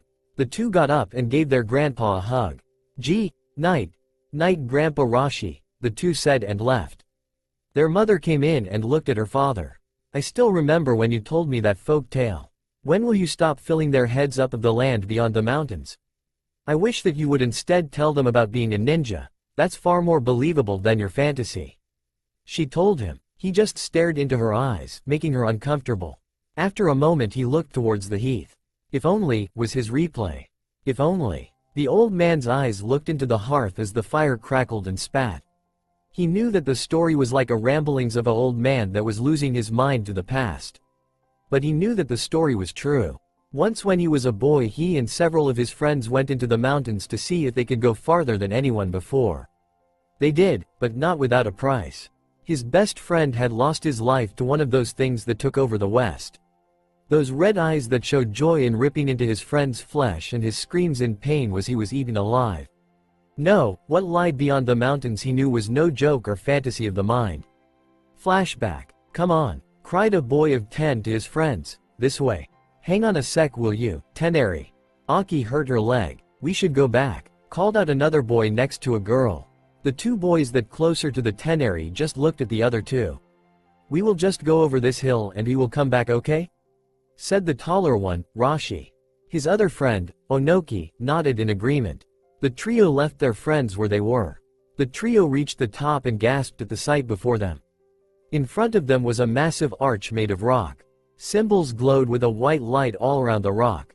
What is this place? Asked Teneri in awe. The others gave no answer. The archway was one that showed great strength and beatify in its form. As they stood gaping at the natural wonder, they heard a sound of crying coming from the shadows of the other side of the arch. Who's there? A young woman appeared on the other side. The boys blushed at the sight. She was drop dead hot. The boys all had nosebleeds from the sight that would forever be ingrained in their minds as they went to bed for years to come. Oh please, can you help me? I hurt my leg and I cannot set it myself. Oh please, can you help? She asked with a kind and pained voice. Teneri and Rashi started forward. Onoki also started forward but stopped. His hive was telling him no, screaming at him that they were in danger. Oi, Teneri, Rashi, wait. Something not right. Onoki shelled out. Rashi stopped and noticed that Onoki was right. The air seemed to be full of a feeling of wrongness. Teneri kept on going and passed though under the arch. He never noticed the increase then decrease of light on the symbols. The woman smiled and spoke to Teneri in a sweet voice full of praise. Thank you for helping me. It's good to know that there are some people still in the world that are willing to help others. Teneri blushed as he listened to the beautiful lady's praise. It's nothing, he murmured as he went down on his knees and started to tend to her. The lady moaned as he touched a sensitive spot. Rashi looked at the scene with envy and uneasy. Envy because his friend was tending to a very attractive woman. At the same time he was uneasy. As he watched, shadows from all around started to move towards Teneri and the woman like hunting rock snakes. Onoki also was bordering on uneasy to fear. His hive of bees were on the verge of fleeing outright from the fleeing that the woman was not what she looked like. As a member of a major clan, the Kamizuru clan, he had been trained to listen to his instincts. As his father told him, sometimes the body knows if it is in danger or not. And this was one of those times. Teneri finished wrapping up the lady's leg and stood up. There you go. I have to go now. So soon? The woman asked softly. Teneri nodded. Yeah, I need to get back with the group. It was nice meeting you. You may call me Ifa, Teneri. She gave a warm smile and Teneri turned around. Alarm bells went off in the heads of Onoki and Reshi. As Teneri walked away, the woman's hair covered her eyes. The shadows that were moving surrounded her in a sea of darkness. Onoki and Reshi tried to call out to Teneri to run, but their voices caught in their throats. Teneri just kept on walking, unaware of what was going on behind him. Wham! What the? Teneri exclaimed as he rebounded off a barrier that wasn't there before blocking him from reaching his friends. He rolled on the ground kicking off dust. He got up and raced towards the arch. Same result. I can't get though. Of course not, Teneri, a voice said behind him. Before anyone could blink, Teneri's throat was grabbed behind. Such a tender and sweet boy you are. It is too bad that you cannot escape. Oh, I know, you can live with me. Forever. Teneri started to scream as his right leg was ripped off. He fell as the hand that was holding him released him. Onak, Reshi, and when Teneri flipped over on his back, looked at the thing that Ifa had become. Her body, once a thing that would many women who die for, was now deformed and hideous. A web of dirty hair like a scarecrow's fell down her back. Her eyes glowed dark crimson red in the shadows. Her nails had grown into claws that were dripping with blood from Teneri's leg that was held in her hands. She opened her mouth that stretched from ear to ear and revealed her fangs and long tongue. The shadows seemed to have formed a cloak around her and hid most of her body. Teneri crawled as fast as he could away from her with a trail of blood. Ifa ignored him as she started to eat his leg. It's been so long time since I ate fresh meat. The meat here is so stringy and rotten and your meat is so tender and good. You should have known that no one is what they seem. She then saw that he was trying to escape her reach. She gave a smile that was so wrong on her face because it was full of joy that did not reach her eyes. Why are you leaving me? She asked in a sweet voice like the one she used to talk to him before she changed. I promised that you could live with me forever, so why are you trying to run away? There is no escape from this land, only to the next. Because you're a monster. Teneri yelled hysterically. Ifa looked down and clenched her hands. Onoki and Reshi gasped as the air around the immediate area started to freeze. Darkness covered everything in a fog-like manner that burned their flesh until only a dim light remained. Where once the sun was shining on, now looked like a firestorm's ash covered the area in twilight. Then you will either learn your place as my slave or die. She roared as she appeared with her left hand though Teneri's back. Onoki sent out a wave of bees to attack the monster. However, seeing the swarm, she moved her hand like she was slapping someone. A wave of darkness left her hand and hit the bees. As soon as the darkness struck a bee, it died by being burned by a shadowy fire, then covered in ice. Onoki gasped at the loss of so many bees from his hive. Reshi then tried his luck. Even thought he knew no jutsu, he attacked the monster by throwing some rocks at her face. Aoife smirked as she causally dodged each rock and grabbed the last one. Ha ha ha, Aoife laughed darkly. Rocks? I'm insulted, that's the best you can do, boys. Be gone and let a woman have some fun with the boy under my foot here. Reshi smiled. I didn't just throw rocks. Aoife was puzzled by his bold statement. Hisssss. Hearing the sound, she took a closer look at the rock, only for it to blow up in her hand. Aoife screamed as the explosion ripped her flesh of her face and hand. Tenari was also hit by the blast but was only knocked out compared to the monster that was holding on to him. Aoife threw him at the side of the arch where he lied there like an unwanted doll. Reshi was happy that he got her as she fell to the ground, smoke covering her features. Onoki looked at Reshi. Dude, where did you get an explosive tag? Reshi looked at Onoki. I found it in one of the training rooms that was unused at the time. It was worth the trouble of making my own if this situation is any indication of what we will have to go though if we're going to become ninja of our village. That's if you survive. Both boys looked at their downed foe that was getting up. Her face was now scared and burned, giving her more of a villainous look. She formed a bow out of the shadows around her. As she pulled back on the shadowy string, an eerie green arrow formed. When the bow was at its peak, she released the arrow. It flew true and struck Reshi in the chest. Reshi screamed as the light entered his body. It was more pain than anything that he had ever felt. Onoki raced to his side. Reshi, we got to run. We cannot stay and fight her. Reshi, stay with me. Reshi. End flashback. Reshi shook his head. Onoki and the rest of his friends carried him away after he had been knocked out by the pain. Mew came and helped the group to escape from Effa's arrows, Onoki told him. But even Mew was unable to save Tenari's body from the monster.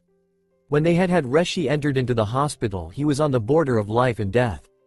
The strange arrow that he was struck with took away his chakra until he had barely the level need to live. If it wasn't for the chakra pills, the doctor told him he would have died from chakra lost. He sighed as he listened to his daughter talk about something he had missed out on while he was remembering the past. Oh well, sometimes fate is a good thing. Like how people who meet for the first time can affect how they treat each other. But at the same time, fate is tricky. Percy and Sally Jackson were driving down a country road to visit a good friend of Sally's. Sally tapped on the driver's steering wheel while Percy pressed his face on the window to see the land fly by. It was dusk and the sun's light covered the land and filled the sky with oranges, reds, and purple colors. Sally looked back to her son via the overhead mirror with a smile. Percy's dark wavy hair and manners reminded her so much of Poseidon that it hurt. Mom, are we there yet? Percy asked when he turned around. I'm hungry. No, we aren't there yet, Percy, she said. However, if you're hungry, the map says that there's a dinner a few minutes away. Just be patient a bit longer, please. Okay, Mom. Percy went back to looking out the window. Sally smiled at her son. I wish that his father could see him, she thought. He is growing up to be a great child. So why are you two doing here? Asked the girl as she sat with her feet swaying back and forth. She tucked a stray blonde hair behind her left ear. Her voice was calm but powerful, much like the weather is before a storm. Last I checked, your two were my preset to little Rhea now? She isn't little anymore and I thought that she would have forgotten about me. The two lions shifted and the girl smirked. So she has forgot about me. Then again, she hasn't seen me since before the beginning of this so-called golden age. But why won't she send you two here? Answer me please, I would like to get back to my art. She grinned at the lions and they sweat dropped anime style. Behind the girl was indeed a piece of art that was unfinished, if one could call it that. It was a foul-smelling and sickly-looking stew that was boiling in a pot over a fire, like a typical very bad anime cook. The two lions started to growl and roar, trying to tell the message that their master sent them to tell. The girl hung her head. Morons, she thought as she shook her head. The two clearly were still trying to pretend to be simple plain old blessed lions that were under the Titan Rhea. And they seemed to be enjoying the fact. I will give you 2-3 seconds before I make it sure that you two will be the world's first poodle lions if you do not change back to normal. She stated in a strong regal tone of voice. The two lions looked at each other and shrugged their shoulders. In a flash, two people stood where the lions were. One stood at 6'4" with long curly blue hair with soft sapphire eyes that tinkled with an inner joy. Her lips were curled into a soft smile as she ran her fingers through her hair that flowed around the fingers like water. The other stood at 2'11" and had a child's innocent feeling to him. His hair fell over his eyes, even thought he kept trying to tame his wild brown hair. Both were dressed in a simple gender-neutral dress. The two looked at the teenage-looking girl and at each other. Well, it's been several thousand years since we've been together, spoke the tallest of the trio. The other two nodded in agreement. So sis, the reason why we are here is because Rhea sent us out to find the only ones that can save a mortal boy. Oh, so tell me, did you find any? The teenage-looking girl asked with hint of mirth in her eyes and voice. The shortest of the trio held up 3 fingers. There was quiet with the waterfall pounding in the background before the sound of laughter filled the space of which the teenage-looking girl lived. The short one watched as the other two rolled on the floor in hysterics. To be fair, he thought shyly, Miss Rhea did not and must never know that 2 of the ones she seeks are right under her nose. After a minute the two gave each other a hug. It's good to see you, Kira, the teen-looking girl spoke. Kira, the tallest girl in the room, gave a soft sign. It has Dylan. How's the antidote going for the toxin that our foes use?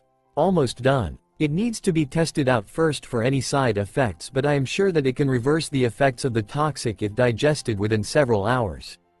Dylan said with pride. That toxin was an interesting one at that. Did you know that if one of our kind were to be hit by that stuff we would be weakened greatly? If one of those so-called immortals was hit, they would slowly turn darker and darker if they allowed it to spread through their bodies. How about mortals? Kira asked with a feeling of uneasiness. The quiet third member of the group nodded to the question. Mortals, huh? Dylan raised her left hand to her chin while having her right hand's finger drum the side of her leg. It depends really. As in, because the immortals are mainly spiritual beings of raw power. Also, we simply are not limited to one place and time, unlike the two.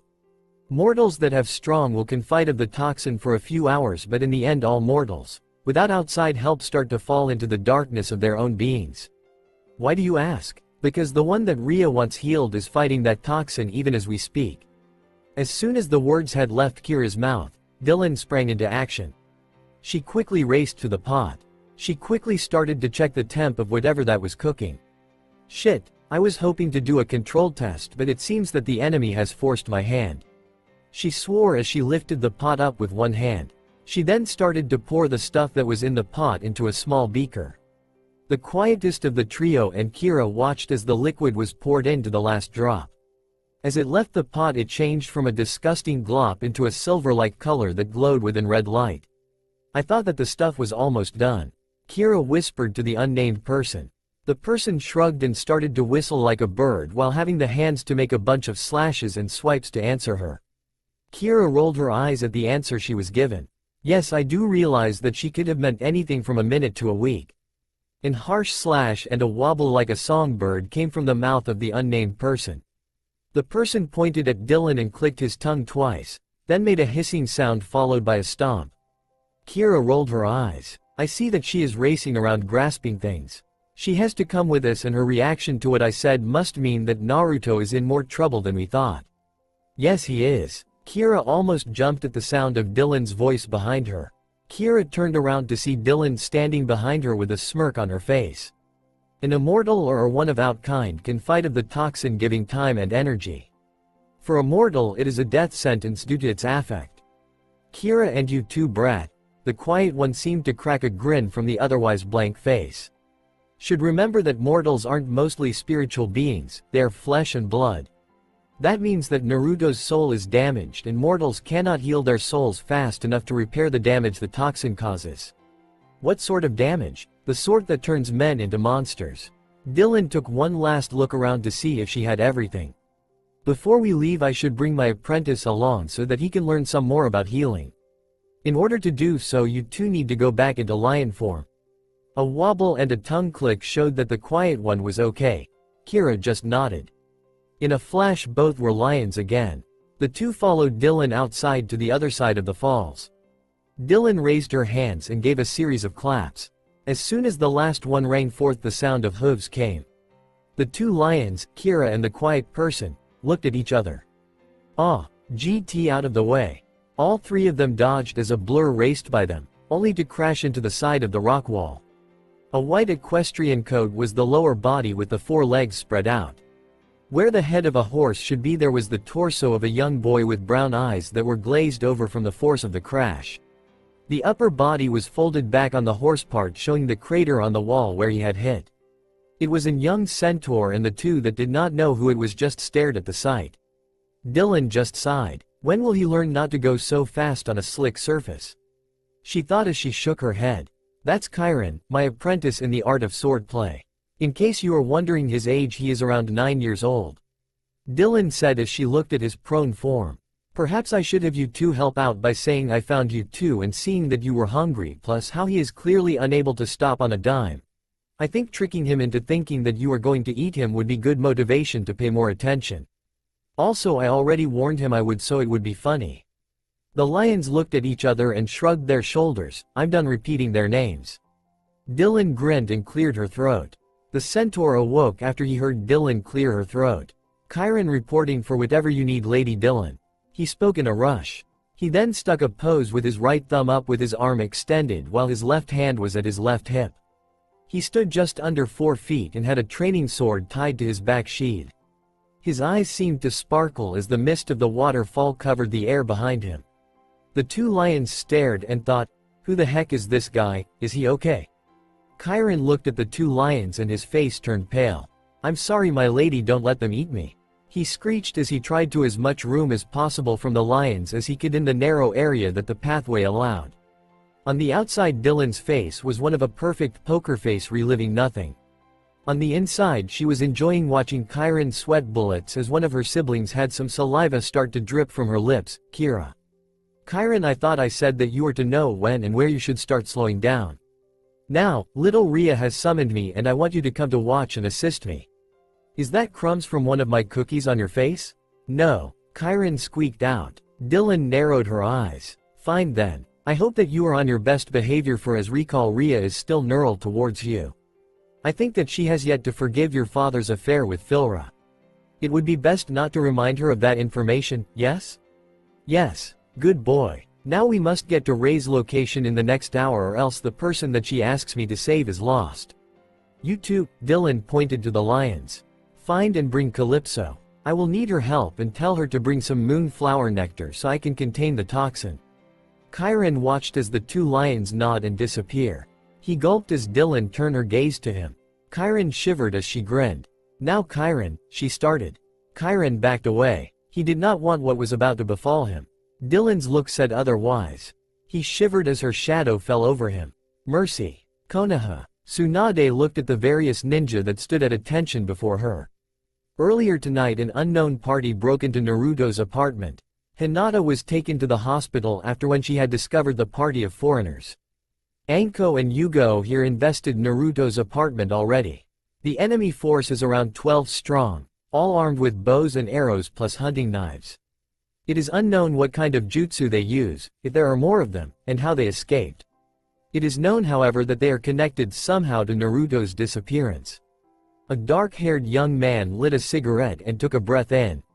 This was Shikamaru, one of the Rook 9 and the smartest person in the room, if he wasn't so lazy.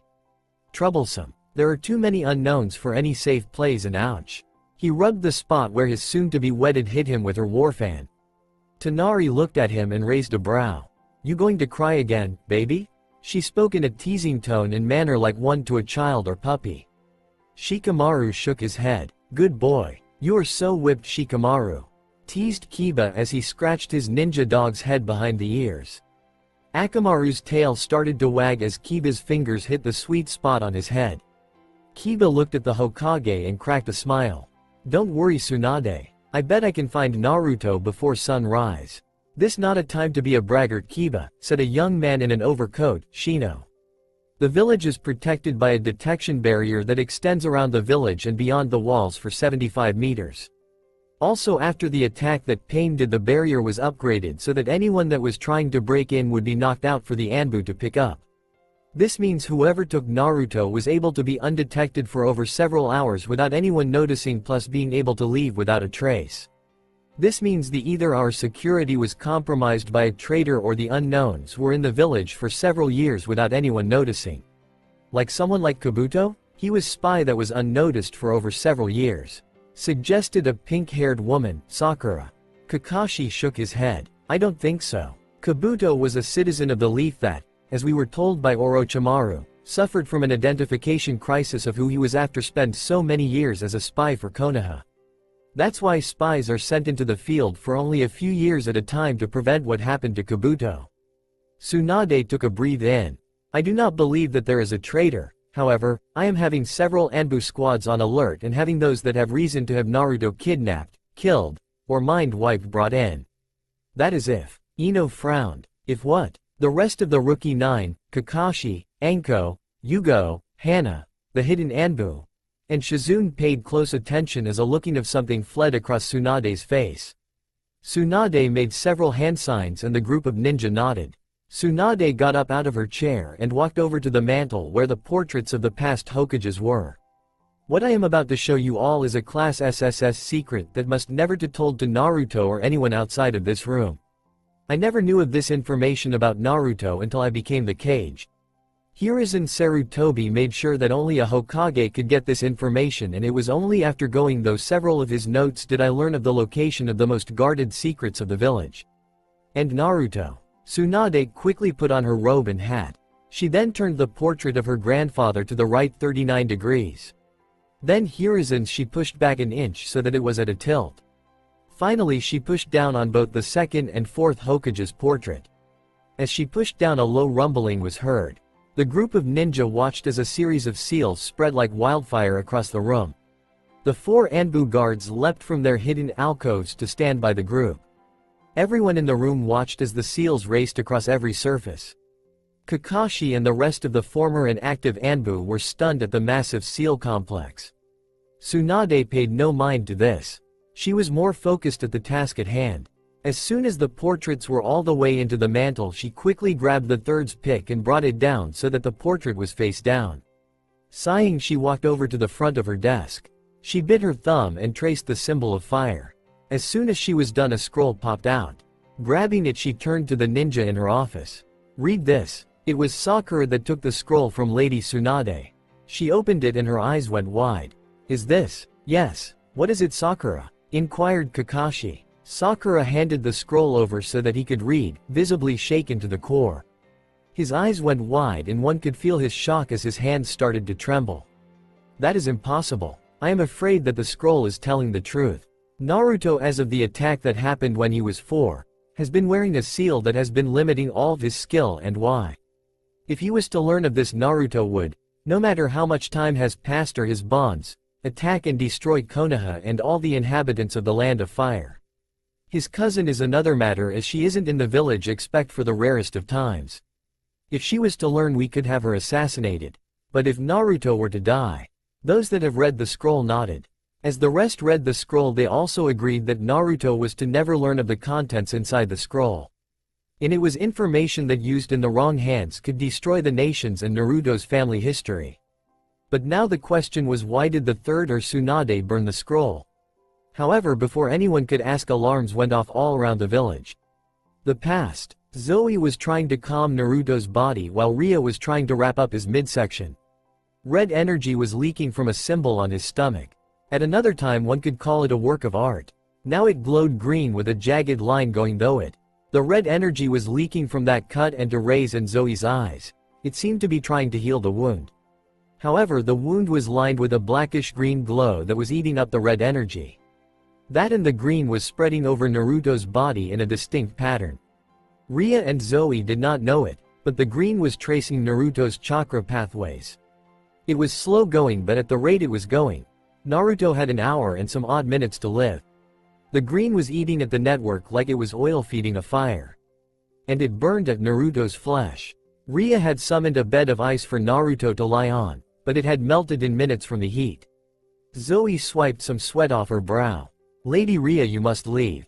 If you do not hurry to greet my uncle, your husband, Kronos will grow interested in your whereabouts even more than he is. If your child is born here.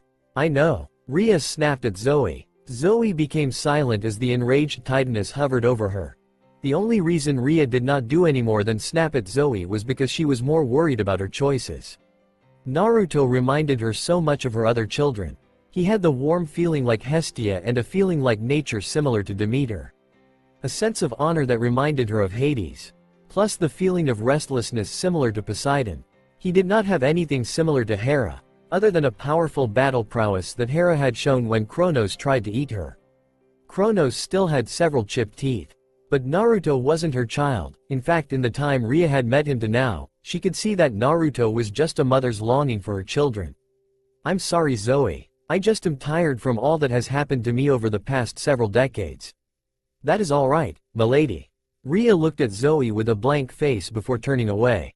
Zoe watched how Rhea tried to maintain a look of calmness, but then after a few seconds Rhea broke down and started to cry. Tears fell down her face and Rhea didn't care. For so long she had been afraid of her life and of her unborn child. Where Kronos had stuck her with his weapon to make her stay for each of her other children so that he could have her watch him eat them, she felt only the memory. The real pain was because she could have done something, anything to protect her children, yet he could not. She was the titan of motherhood, yet unlike many mortal creatures' mother, she did not fight with all her might to save her children. Now there was a person that was willing to help her get her children back, and he lied there on the ground dying. Ray's form shook with each tremor from her pain and terror. Zoe, seeing that Rhea was in pain, walked over and wrapped her arms around the Titaness. Rhea leaned into her niece's arms and body and both just sat there for some time before. Hello? Blood dripped down the side of a figure's face. His foe grinned as he twirled his weapon in his hands. The figure's hands reset his grip around his weapon as he got ready for another clash. At an unknown signal, the two raced at each other again. The foe thrust his spear towards the figure's face, but they used his sword to batter it away. He then used the movement to kick at his foe's side, causing his foe to stumble back. However, he was able to use the bottom of his spear to send dirt flying into the figure's eyes. Blinded, he showed his side to his foe, who capitalized on the momentary weakness. The figure cried out in a wordless scream that sent shock waves out over the battlefield. The top of the mountain, weakness from the power of the two's blows, started to crumble down onto the village below. The two fighters did not care as they knew that the mortals below them would die even if the figure tried to stop the rock slide from. Alarms sounded from the village, letting the innocents that were in the danger zone look and start to run away. The figure, seeing that too many innocents were in the way, giving his foe the advantage, cursed. He looked up at the form of his foe falling down towards him. His weapon had changed into a sword and the point was heading straight for his head. Placing his hands behind his dead, he flipped over his head to a headstand, avoiding being killed, but not from a bad haircut. He then span like a top with his legs spread out, hitting his opponent several times before his foe jumped away from the attack. The figure, seeing his chance as his foe had let go of his weapon, tackled him over the edge of the mountain. Sage style, futon release, exploding air bullets. The figure narrowed his eyes as he weaved and twisted around the attack while running towards his foe in a Matrix-worthy manner. Several massive explosions came from behind him as the jutsu hit the landscape. He then dove headfirst over the side of the cliff where the faces of the past Hokages were. Holding his sword out in front, he began to rotate while fire formed around him. In seconds, a fire tornado was heading straight for his foe with a white-hot sword spinning like a drill aimed at his heart. His foe growled as the fire got ever closer. Seeing that he was surrounded by rock, he grinned as the figure had no idea what was about to happen. Sage style, gravity, height and release. Dark mirrors, reverse of reality. Several ice mirrors formed under several of the falling rocks with a sickly shadow that was in the center. The shadow reached out around the rocks like a Venus flytrap and broke them apart while dragging the rocks into the mirror. A massive mirror formed in between the fighters. All the rocks that were taken in were shot at the tornado, covered in a oily darkness at a rapid pace like a machine gun. Come on, Jordan, I know that you are not using your full power. With the power of the Sage of Six Paths and the tailed beasts that I taken from Naruto, you are too weak to fight me. Also, I have taken the key. The two attacks hit and a cloud of dust, ice crystals, and soot spread out. The foe landed on the roof of the Hokage's office. Several ninja were running around trying to understand what was going on. Grinning evilly at the idea that formed in his head, the man willed a cloak that was hiding both himself and Jordan to fall. As he did, Jordan landed near, his face scared from the rocks. However, the wounds, like all the rest, were healing at an accelerated pace. But there was one wound that was clear that would decide the fight. In his left hand was his weapon, as for the right, that hand was hanging limply. Several of the rocks that were shot at him had hit their mark, embedding themselves in the arm at multiple places. Both fighters readied themselves for the final clash between themselves then. Halt! It was Kronos that dealt the final blow to her greatest friend, using his power over time to send him somewhere. Or whether when he had sent him. His face, already bloody from fighting several titans at once, allowing time for the young Olympians to retreat and recover from a brutal attack, stared at Rhea every time she got up. His deep light blue eyes staring into her own, filled with the knowledge that he was going to die, yet at peace with it. When he died and the news got to her children, all 6 of them changed. That was when the war changed, as the Olympians were filled with anger and pain. In all her immortal life, Rhea still remembered with pride as her children found their spark and courage to fight their titans' relatives. Rhea rubbed her head as she washed out the soap. As the bubbles went down the drain, she thought about having Zoe come over this week so that they could celebrate together in memory of Naruto. She turned off the water and wrapped a towel around her female body. Her half-sister Aphrodite may be the one that is the fairest on Olympus, but it was Rhea that had the real power over that domain. Then again, her own flesh and blood had her and the rest of the titans banned from Olympus. However, it was Zeus's first wife who was able to stay. Rhea still recalled Métis' promise that she would find a way for the titans to come and go to the mountain without fear from the then young king. Rhea looked into the mirror and started to brush her hair and dry it. "Métis, my dear, why did my son follow his father and his father before him?" Rhea asked herself. Getting no answer, not that Rhea was expecting one anyway, she finished getting ready for the day. She had a pool party later at Elven for all the female goddess and titans. Artemis's hunters were also coming, acting as guards. The last time the group didn't put up a watch, someone filmed them all and lived. The ones that were in it to watch the scantily clothed females were hunted down and giving the worst beat down in Immortal history.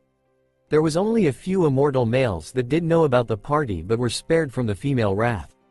That was because they were smart. Hades, Hephaestus, and Poseidon were in a bar fight, Ares and Dionysus trying to stop the fight, Zeus. The rest were under the banner of Apollo and Hermes, who were betrayed by the rest of the male immortals for only a light beat down. That was in the year 1785 to boot, as the duo never tried before. It was fun watching the two scream for mercy as they were beaten to a bloody stain on the ground. It took them each several years to fully heal and 2 decades for them to work up the courage to have with a woman again. But knowing those two, they would try again someday if they wanted to, just not for a very long time. Rhea walked over to her walk-in closet and opened the doors. Entering, she looked at her swimsuits and party dresses. After a few minutes, she came out in a red summer dress and 3-inch heels. Going to her desk, she applied a light amount of makeup and styled her hair into a simple braid that fell down her back. She tucked a stray black hair to the side of her face. Nodding at the look that she had chosen, she quickly centralized the necklace so that the kunai was in between her breasts. Hera looked at Ares and Hephaestus with a careful eye. Knowing that today was the day of the party, Hera wanted to make sure that none of the male gods used any sort of taping, listening, or camera spy gear that the two had. Even thought Athena and her Roman sister were goddess of war, it was good to make sure that Ares' wound did not peak. Mars at least had the honor not to peak unless he was very bored. Hephaestus was a gentleman who would rarely, if ever, peek at a bunch of very hot and beautiful women.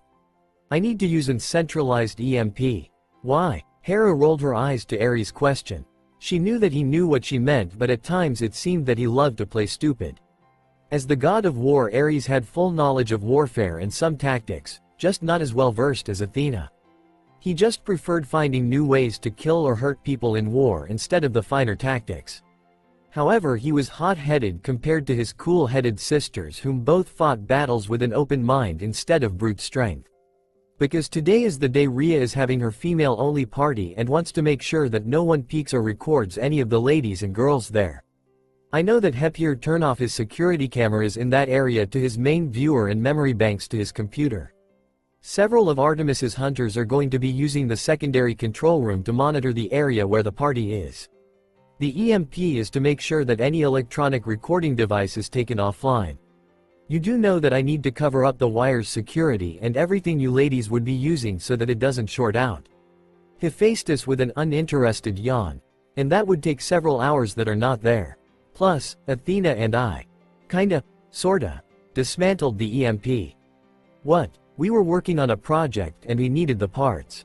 I was going to make another, but as you see my workshop is destroyed. It was true. After Athena and Hephaestus got out of the workshop, the entire area collapsed. Right now the two brothers and their mother were standing in front of the rubble. Fine. Just you two make sure that Apollo and Hermes do not get into your spy gear, okay? Sure, K. Upon hearing their answers, Hera teleported back to her temple to get ready. As soon as she was gone, the duo's form shimmered. Where Ares and Hephaestus stood or sat was the two troublemakers of Olympus. AKA Hermes and Apollo. I had no idea that you could act like Ares like that. If you went any more, nice, Hera would have been tipped off by our act and we will not be able to see the greatest of wonders to both immortals and mortals' lives. Oh, shut up. Zoe hummed as she washed her tunic in the river with the rest of the group. Artemis had brought them here so that everyone was clean for the party later. Several of the younger hunters were playing in the water downstream while one of the senior hunter watched. On the outside, she gave off the feeling of an eldest sibling enjoying herself. To her right was one of her eldest friends, Lily. Lily was a river nymph that had joined the hunt during the time when the Persians were invading for the first time. She was using her ability over water to clean hers and the younger hunters' tunics. Zoe, can you come with me? Zoe turned to see Artemis standing behind her in her adult form. Artemis was just wearing a cloth bra and underwear as she was also washing her clothes. Artemis' cleavage was covered with sweat as the hot sun was beating down on the group. Her nipples were showing through the fabric due to the combo of sweat, water, and heat.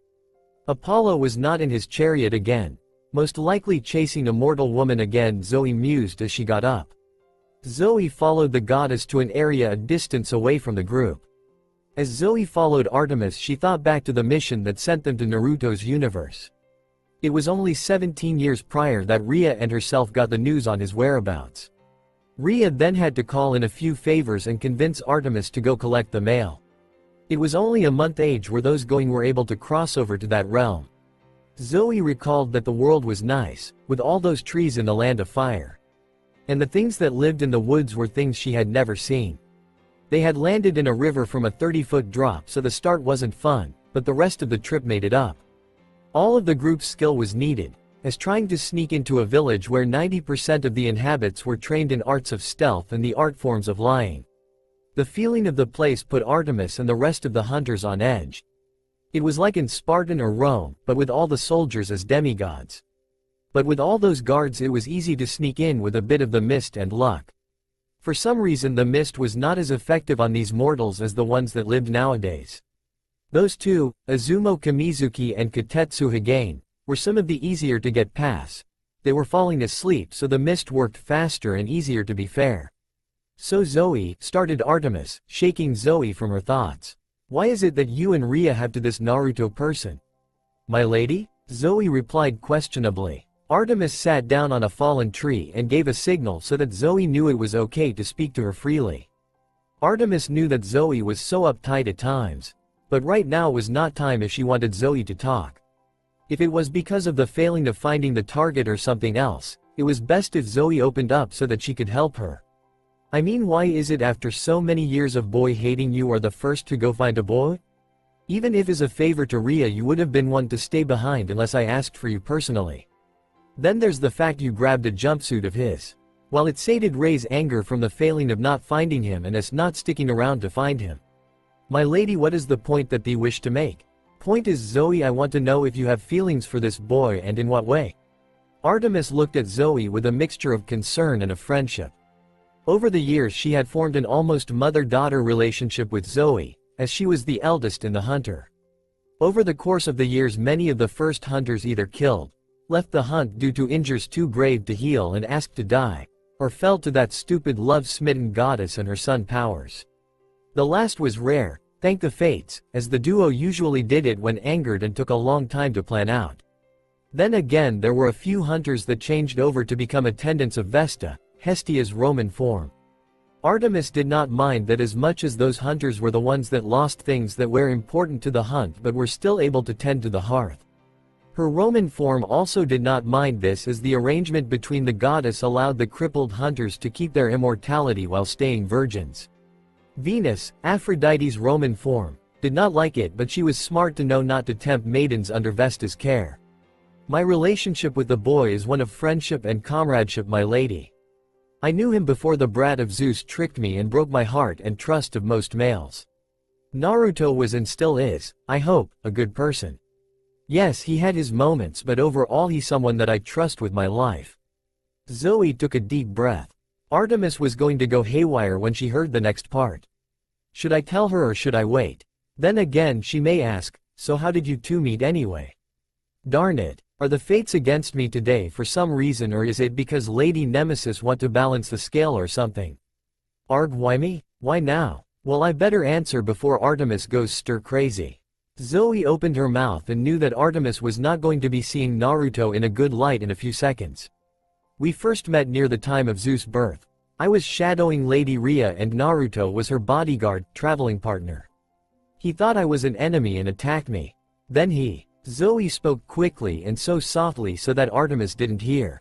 What was that, Zoe? What did Naruto do? Inquired the goddess. Zoe's face was turning bright red and she was doing that thing with her fingers when she was trying to hide something.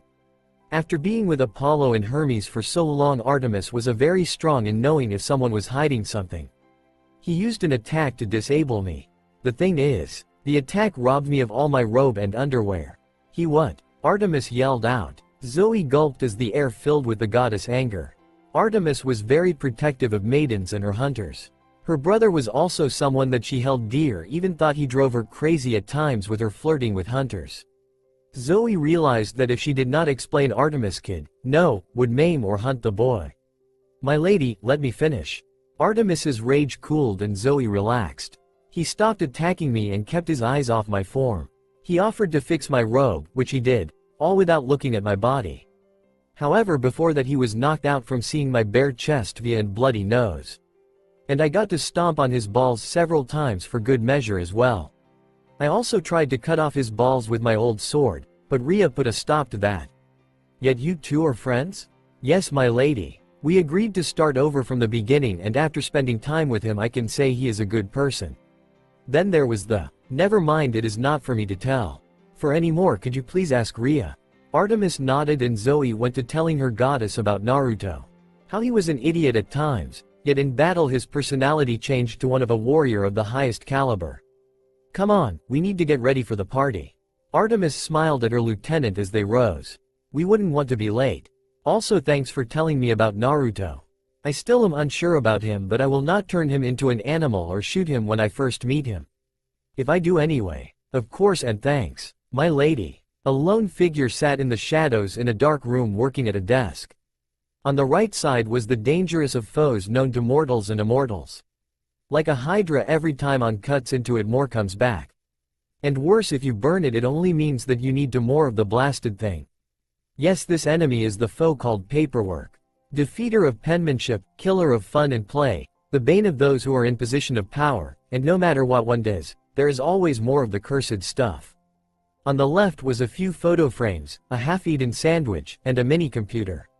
Scattered on the desk were several logistics, the kind one would find in the military that dealt with everything from mortal to food to weapons. Also, there was a few reports from different battlefields and other things. The person that was reading these reports and filling out the paperwork was trying to nap, as he had been at work at the desk for several hours. These reports are painful to read and do. Why did I leave or quit again? Oh right, several stacks of papers in the warehouse that needed to be filed fell on her. I should go visit her in the medical housing to check up on her. She was after all buried in the avalanche of paperwork for several hours as we tried to dig her out. Nah, I should send her a card. Wait, she is now afraid of anything related to paperwork. The person hummed to himself as he looked at the stack of papers. I wonder if the new recruits have finished their first unsupervised mission. I did send them to Konoha to look up my grandson after all. And send him to the past to protect the Titaness Rhea. Why was that again? I forgot. Oh, that right. The big man asked for that due to some idea he got. I trust the boss without question, but I still think that maybe he was drunk at the time or was bored again. The last time he was bored he made the platypus. I still do not understand that animal even after all this time. The man took a look at one of the photos. It showed a young man with blonde hair with a pregnant red-haired woman. He sighed as he took the photo frame in his hands. If one looked closely, the picture was similar to the one taken of Minato Namikaze and Kushina Uzumaki as proud parents with Naruto in Kushina's pregnant belly. However, unlike that picture that was shown to Naruto, this one had someone else in the pose of a proud grandparent. There was a couple of tears as the man's eyes watered a bit. I wish I was faster to help when Tobi attacked your home with Kurama. Then again, I was never really there for you when you needed a father. My dear child, I promised that I will do my best to take care of Naruto in the shadows until he needs me the most. This I swore on my honor and my sword. And I have for the most of his life. I know you two had talked to him, but still I wish to tell you of some of the things I seen him do. But I need to get back to work. The man returned back to his paperwork. He needed to finish before noon because he had to meet up with one of the Greek gods. Athena still thought he was immortal, as he wished it to be. It made the meets more fun as she kept trying to see if he would be a good man for one of her brain children. However, she couldn't do so because the figure kept escaping her sights. It was rather easy to tell that she was one of the immortals from the Greek-Roman area. After all, no matter how hard she tried to hide the fact she was a goddess from the Greek side, he was able to price the veil. It was one of the perks of his domain and his age. She and him were going to a tournament where people dressed as warriors from the past and fought each other.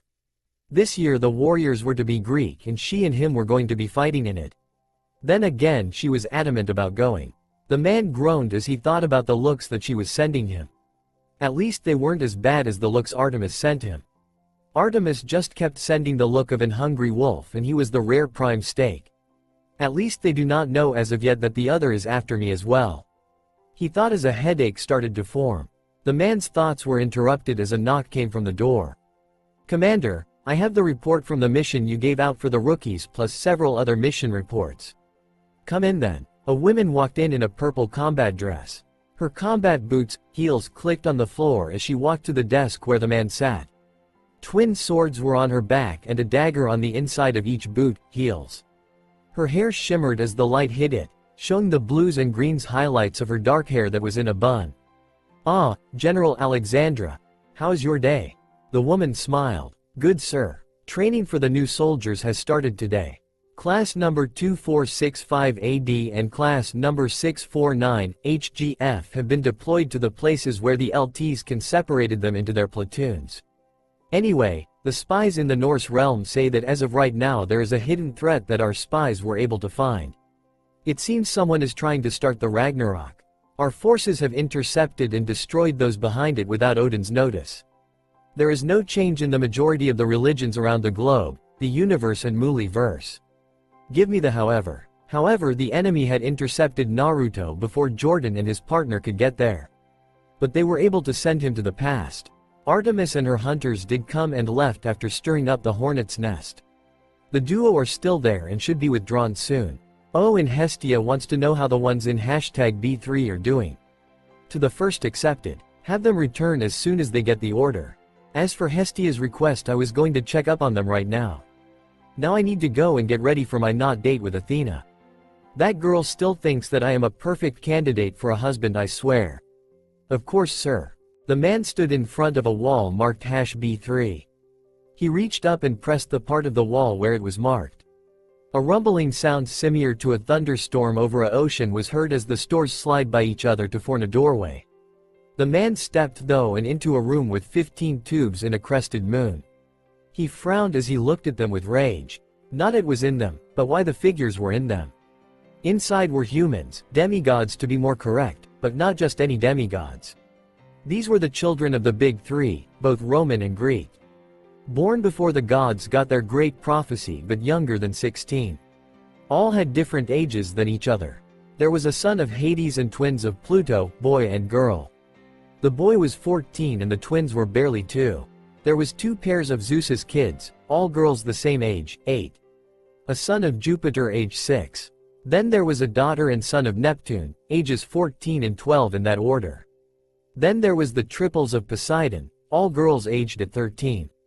And his son age 1. The last one held the youngest of the group, but this one was under the most care. An unborn child lied in that one, the last child of the one called Maria D'Angelo. The last of the big 3 children to be connived before the oath. It was just pure luck that they were able to save the child before Maria was buried. The Furies were after all very protective of the body. Hades in his grief did not even know that she was carrying a child. It was little more than a group of cells but starting to show that it was becoming an embryo. This one was lucky that it wasn't dead, without a name and reason to die other than being unlucky. When the Greco-Roman immortals got their great professor, Hestia came to the man on her hands and knees, begging him to save the innocents to her brother's fear and lust of women. These were the only survivors of the purge that the king of the gods had. The other children of Maria D'Angelo were in the Locus Hotel, so they were saved from Zeus's, Jupiter's wrath and fear. The rest were killed. Commander, Jordan and his partner are under attack. Jordan is fighting him, but at the rate it is going he's going to die. Orders, sir. A male voice called out from the hallway. Send team number 45 to the area Private Matthias. I have a date to get to. Yes, sir. Dylan looked at the form of the one called Naruto. If one knew that the person was Naruto. His skin had turned black and blood was dripping out of all his nose, mouth, ears, finger and toenails, under his eyes, and old wounds. A green glow was tracing his chakra system, now visible to the eye. Rhea, Zoe, Chiron, and Leato. She heard Dylan needed help from Chiron. He was clearly in pain and if not healed soon, dead. How long has he been like this? As in the bleeding and the darkening of skin? She asked as she got her things out. The bleed for 2 hours. As for the skin for the last 10 minutes. Zoe replied. Before she could go farther, Naruto's eyes snapped open. Where once there was orbs of a bright blue and white, there was only darkness of a pit with a glimmer of blood red where the iris would be for the right eye and half the left. Die, you filthy female scum! Naruto roared in a 2-tone voice. Ki filled the cavern as he lunged at the nearest person to him, namely Dylan. She calmly backhanded him and he flew into the rock wall in the back. He fell to the ground like a kicked dog or cat but rose to his feet in a flash. He hissed like an animal and claws formed at the ends of his fingers and toes. Acid dripped from his mouth sizzling as it hit the ground. Shadows swarmed around him giving his already animal-like look a more darker tone. Food, pray, kill. Naruto roared at the group. The immortals were unnerved at his feral actions. For Zoe and Chiron, the youngest of the group, it was as if Naruto had reverted to a more animistic state of mind and body. Every movement Naruto made screamed out predator and killer, barely the sane person that Zoe knew or what a civilized person should be. Hold him still, called out Dylan as she prepped the antidote. Zoe, Chiron, and Leato leapt forward to capture Naruto. Rhea and her lions stood by the opening to stop him from leaving. Naruto growled and lunged at Chiron, seeing him as the weakest member of the trio. It was due to Zoe's quick thinking to throw a rock at Naruto's head as he flew by. However, she wasn't prepared for the shadows that were following Naruto to attack her. The shadows struck at her side and she was sent flying. Athena sighed as she brushed her hair in her temple. Hestia was nearby reading one of the oldest novels Immortal wrote, The Tale of Gilgamesh. Both ladies were enjoying each other's company before the party later on. Athena looked at her reflection and hummed. Her gray eyes narrowed at the sight of a stray hair that did not stay in place. Growling, she attacked the spot with her hairbrush, trying to get her perfect hairstyle that she loved. A hand reached out and stopped her. Athena dear, stop trying to force it to go your way. Athena looked to the smiling face of her favorite aunt. Hestia saw the look on Athena's face. It was her look of pleading for help. Yes, I'll help you with your hair. So you can impress your boyfriend. Athena's face turned bright red. Auntie Hestia, she cried out in embarrassment. Hestia gave a small giggle at Athena's mad, embarrassed face. The duo were quite as Hestia brushed and then braided Athena's blonde hair. So what are you and your date going to be doing? Hestia inquired as she finished braiding her niece's hair. We're going to a reenactment/tournament of Greek warriors of old. We are going to be in the singles tournament. Athena stated matter-of-factly. I hope that there is someone that will give me a challenge. Most mortals, other than demigods at times, are so weak in the old ways of fighting. Perhaps your date will give you a fight that you crave. Perhaps, but there are few that can pressure greatly me in a spar.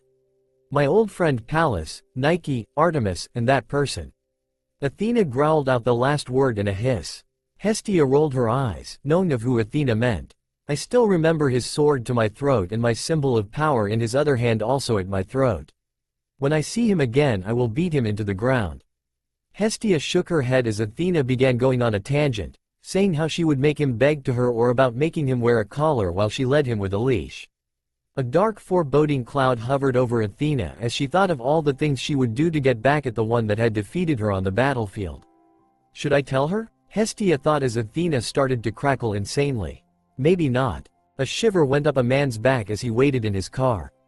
I think someone is talking about me. He thought as he took a sip of his coffee.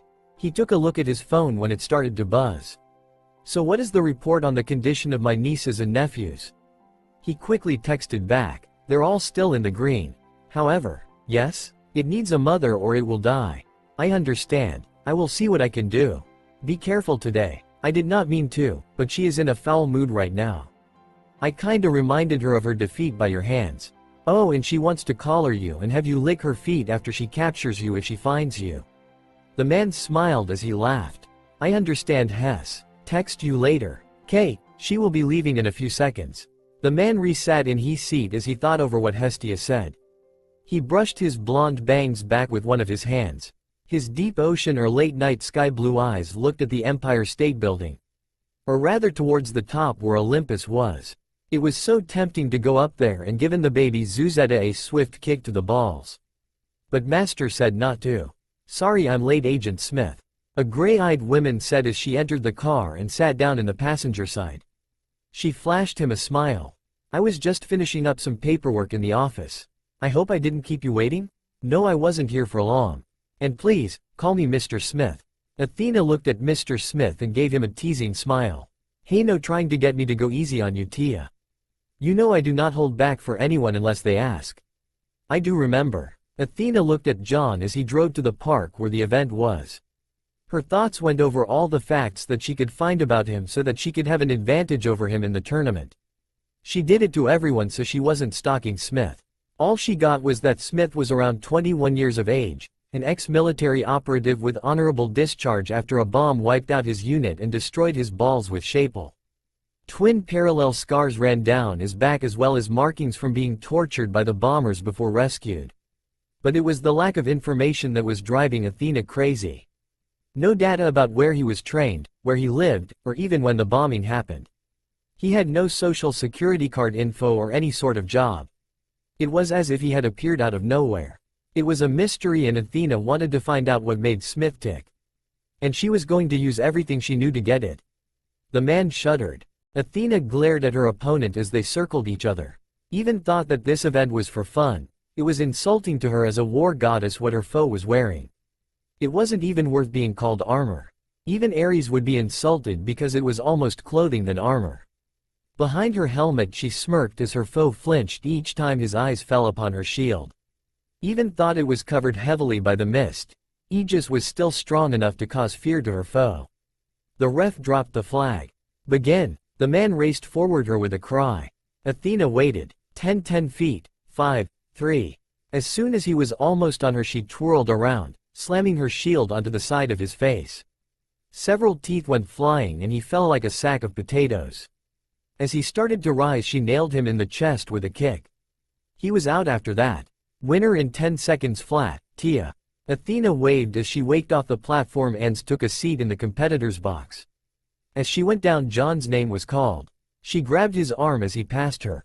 Don't lose cuz I want to fight you. And I want to see how good you fight in that armor of yours. I still do not know how he got a complete set that fit him perfectly. Wasn't planning on losing Tia Tilda-chan. He teased, knowing that it would get a reaction. He wasn't disappointed as she threw a punch at his face. He dodged it without a problem. Laughing, he walked onto the floor to face his opponent, a 6-foot-tall man with a build of a bodybuilder. John looked at several places where his foe's muscles were tense and relaxed. To a normal eye, his foe seemed to be a type that used brute strength, but he knew better. The points of where he looked told him that his foe was a speed type with high defense and pain tolerance. Begin. RAHH. Whack smack bam. Everyone's eyes popped out of their sockets and their mouths fell open so that a car could enter. WW winner by 2 seconds flat is Smith due to indecent exposing by Franklin. Athena and Smith circled each other, probing for weakness and lack of attention. They were in the final battle bracket and Athena was grinning on the inside while maintaining a look of indifference towards Smith. Blood dripped from a cut that Smith got in over her eye. Her helmet was out of bounds when he had knocked it off when he gave her the cut. The mist was hiding the fact that it was golden in color as she was a goddess to the mortals, but it was annoying. Her spear was broken by his sword and she had broken his over his head. It was worth hearing him yelp in pain as she then nailed him between the legs with her armored leg during the first few blows. She blinked as the blood dripped into her eye. While her eyes opened, she leapt back to avoid a slash from Smith's sword. "Come on, Miss Olympia, I thought that you were going to go all out?" Athena snarled. "I just thought I'd give you a chance, Smith." "Ah, is the little pretty princess doesn't want to break her nails?" Smith teased as their swords locked. Athena gritted her teeth at his comment. "I am not a pretty princess," she roared as she attacked him with fury. Smith ducked and weaved though her blows, only using his sword to parry the ones that got too close. His grin only angered the goddess even more when she saw it. "Tilda, but I bet you would look so cute in your pink dress and diamond tiara, Tilda." Smith smiled even more as he saw that he was getting under Athena's skin. Athena was a prideful goddess and that was her mainly weaknesses. Wisdom was useless when one was being ruled by their emotions and Athena was showing it. Attacking her mentally where it hurt was an underhanded trick, but it was worth it. He was after all a warrior and a fighter forged in the fires of battle and war. She just had the domains of warfare and war. "Perhaps you should hang up your weapons and take on a more easier practice. Like art or weaving." Athena froze and her hair covered her face. Smith knew that she was about to do that thing human females did when pissed off. Knowing that he had seconds, he threw his shield like a disc, not at Athena, but at the wall. "What did you say?" she said in a low voice. Smith eyed the path that his shield was going and knew that it would reach its target in a minute. "You heard me. I guess that a daughter of a bank owner with a joy for lightning striking his enemies or those who tick him off is not a very good fighter. In fact, I am holding back. It wouldn't be proper if the knight in shining armor hurt the princess whom he was tasked to protect. Die." With murder in her eyes, Athena attacked Smith with the desire to see him bleed. No one called her a pretty princess. Zeus didn't count as she was technically won by his first wife, and no one was going to say that she needed protecting. Smith used his sword to block her blows, but Athena was forcing him back. "Why is it that every time I fight her she's so easy to bait?" "Oh right, she is younger than me. Maybe I could offer her free lessons, but her pride will make it hard for her to allow it. A shame, really, as her brother is rising. He may be weak, but then again, he is destined to kill Zeus and take over as king of the Greco-Roman mythos." Single quote. Smith really disliked the fact that he had to help the Greeks and the Romans, but orders were orders. After all, the third time's the charm. And now I have to deal with an enraged woman that still has the temper of a teenager. Troublesome. He did a flip over her head using her shoulders as a pivot. He then used his foot to toss up a part of his broken spear and used it to block her kick to his head. The people around them was roaring with enticement as the duo fought. Steel rang as well as sparks flying each time their weapons clashed. No longer was this a fight for fun and for geeks. No, this was now a fight that was worthy of its own action film. And both fighters were pulling out the stops. John slammed a fist into Athena's solar pelvis. She axe-kicked him on the shoulder, hearing his collarbone crack. John fell to the ground but used the momentum to scissor his legs and grab onto Athena's, knocking her over as well. Athena landed hard, and hissed when she felt a few of her teeth fall out. She rolled to the left to avoid a kick and then kicked John between the legs. "Gah!" he yelled, going into a fetal position holding his balls. Athena quickly stood up and placed the tip of her sword on his Adam's apple. "Looks like I win, Smith." Smith smirked. Looks can be misleading, Tia. Athena's mind raced as she tried to understand what the glitter in John's eyes meant. Athena pushed the tip of her weapon so that her foe could know that he had lost. There is no way, bam. Stars filled Athena's vision as she tumbled forward. In that second she loosened her grip on her sword. After a moment Athena found herself on the floor pinned by her own shield press against her with her own sword blade against her throat. She could see what hit her head. A beam that had been cut fell from the catwalk like a pendulum and hit her with considerable amount of force.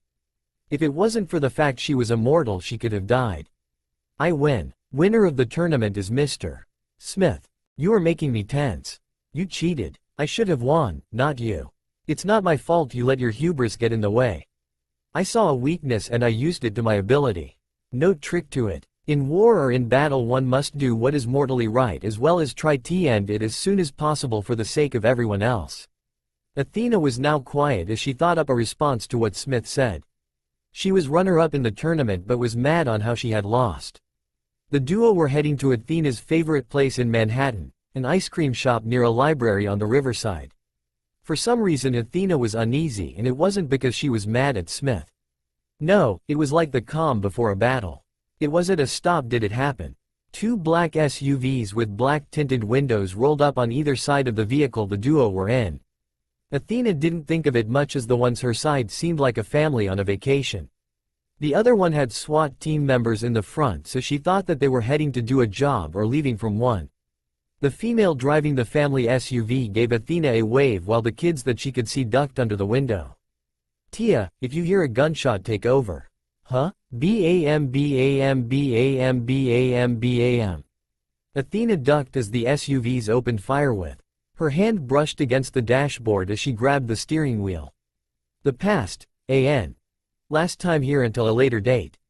Naruto's dark eyes burned into the souls of those around him. His muscles tensed and he let out a low hiss. His teeth gleamed in the darkness and his eyes darted to each of the ones around him. To Zoe, Chiron, Leato, and Ria, Naruto's actions reminded them of a wild animal that was trapped, in pain, and hungry.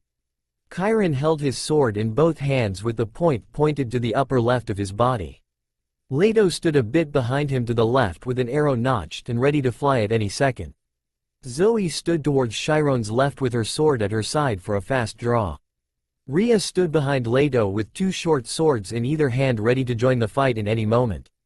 The area around them was destroyed. Where once there was a cave was now a massive indent in the side of the mountain. Pools of acid were everywhere from Naruto's attacks.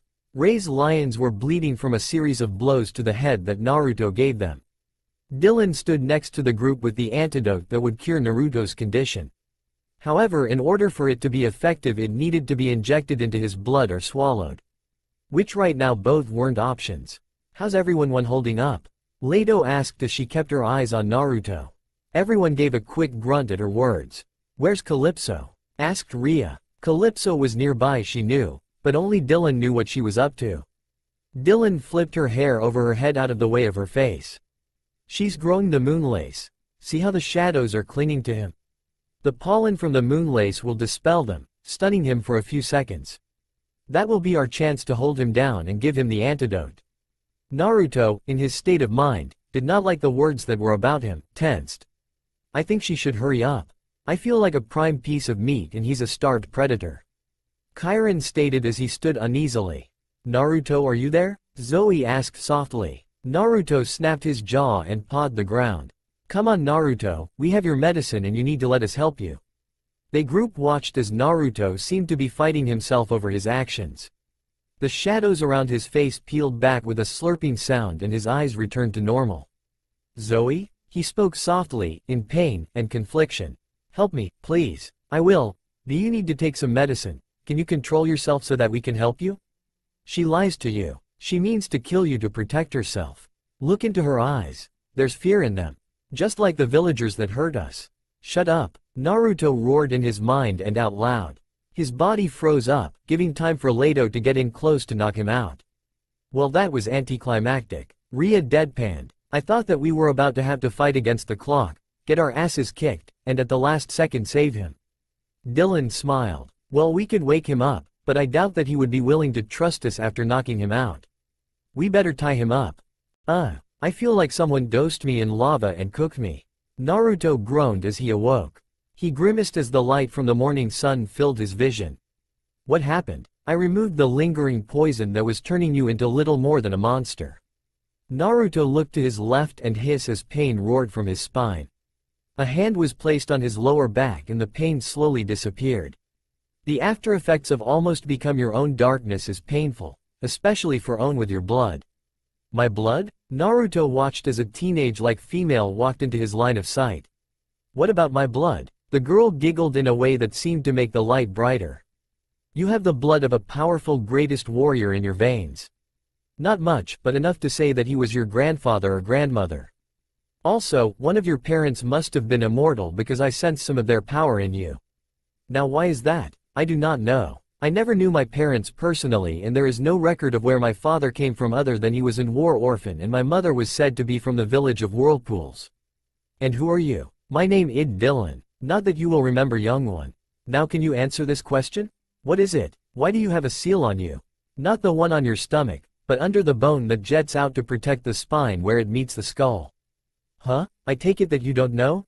Interesting. Dylan started to mutter under her breath, too low for Naruto's trained ears to hear. Do you want me to remove it?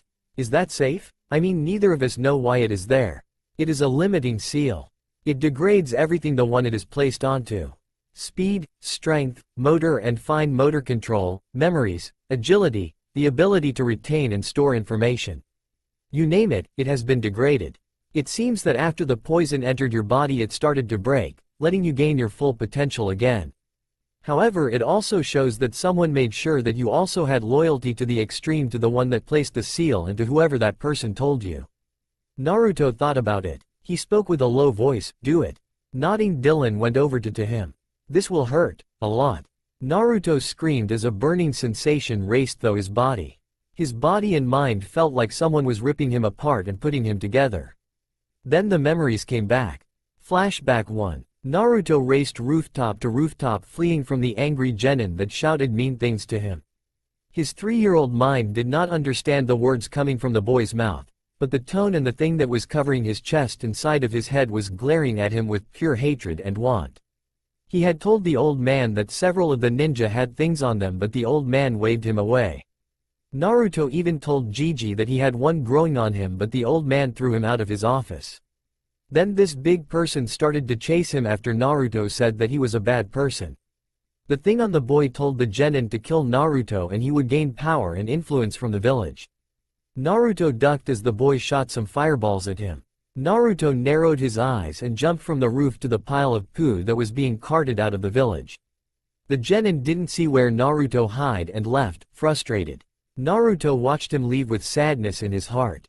Naruto did not understand but it hurt when someone that he saw so full of anger and hatred. Closing his eyes, Naruto waited before opening them. Where once was a bright sunny day was a world of white, black, and gray. Like when in Lord of the Rings when they put on the ring. People did see, feel, hear, and smell him when he was in this hidden place in front of them. Naruto didn't want to know if anyone could taste him but they could sense him if he passed through them. This was how he escaped the Anbu and other ninja and mobs because they couldn't see him. Then a black shadow covered him. Naruto ducked under a table and waited for the shadow to pass. Naruto watched as several ninja passed by his hiding spot. They couldn't find him, but what was on their shoulders were another matter.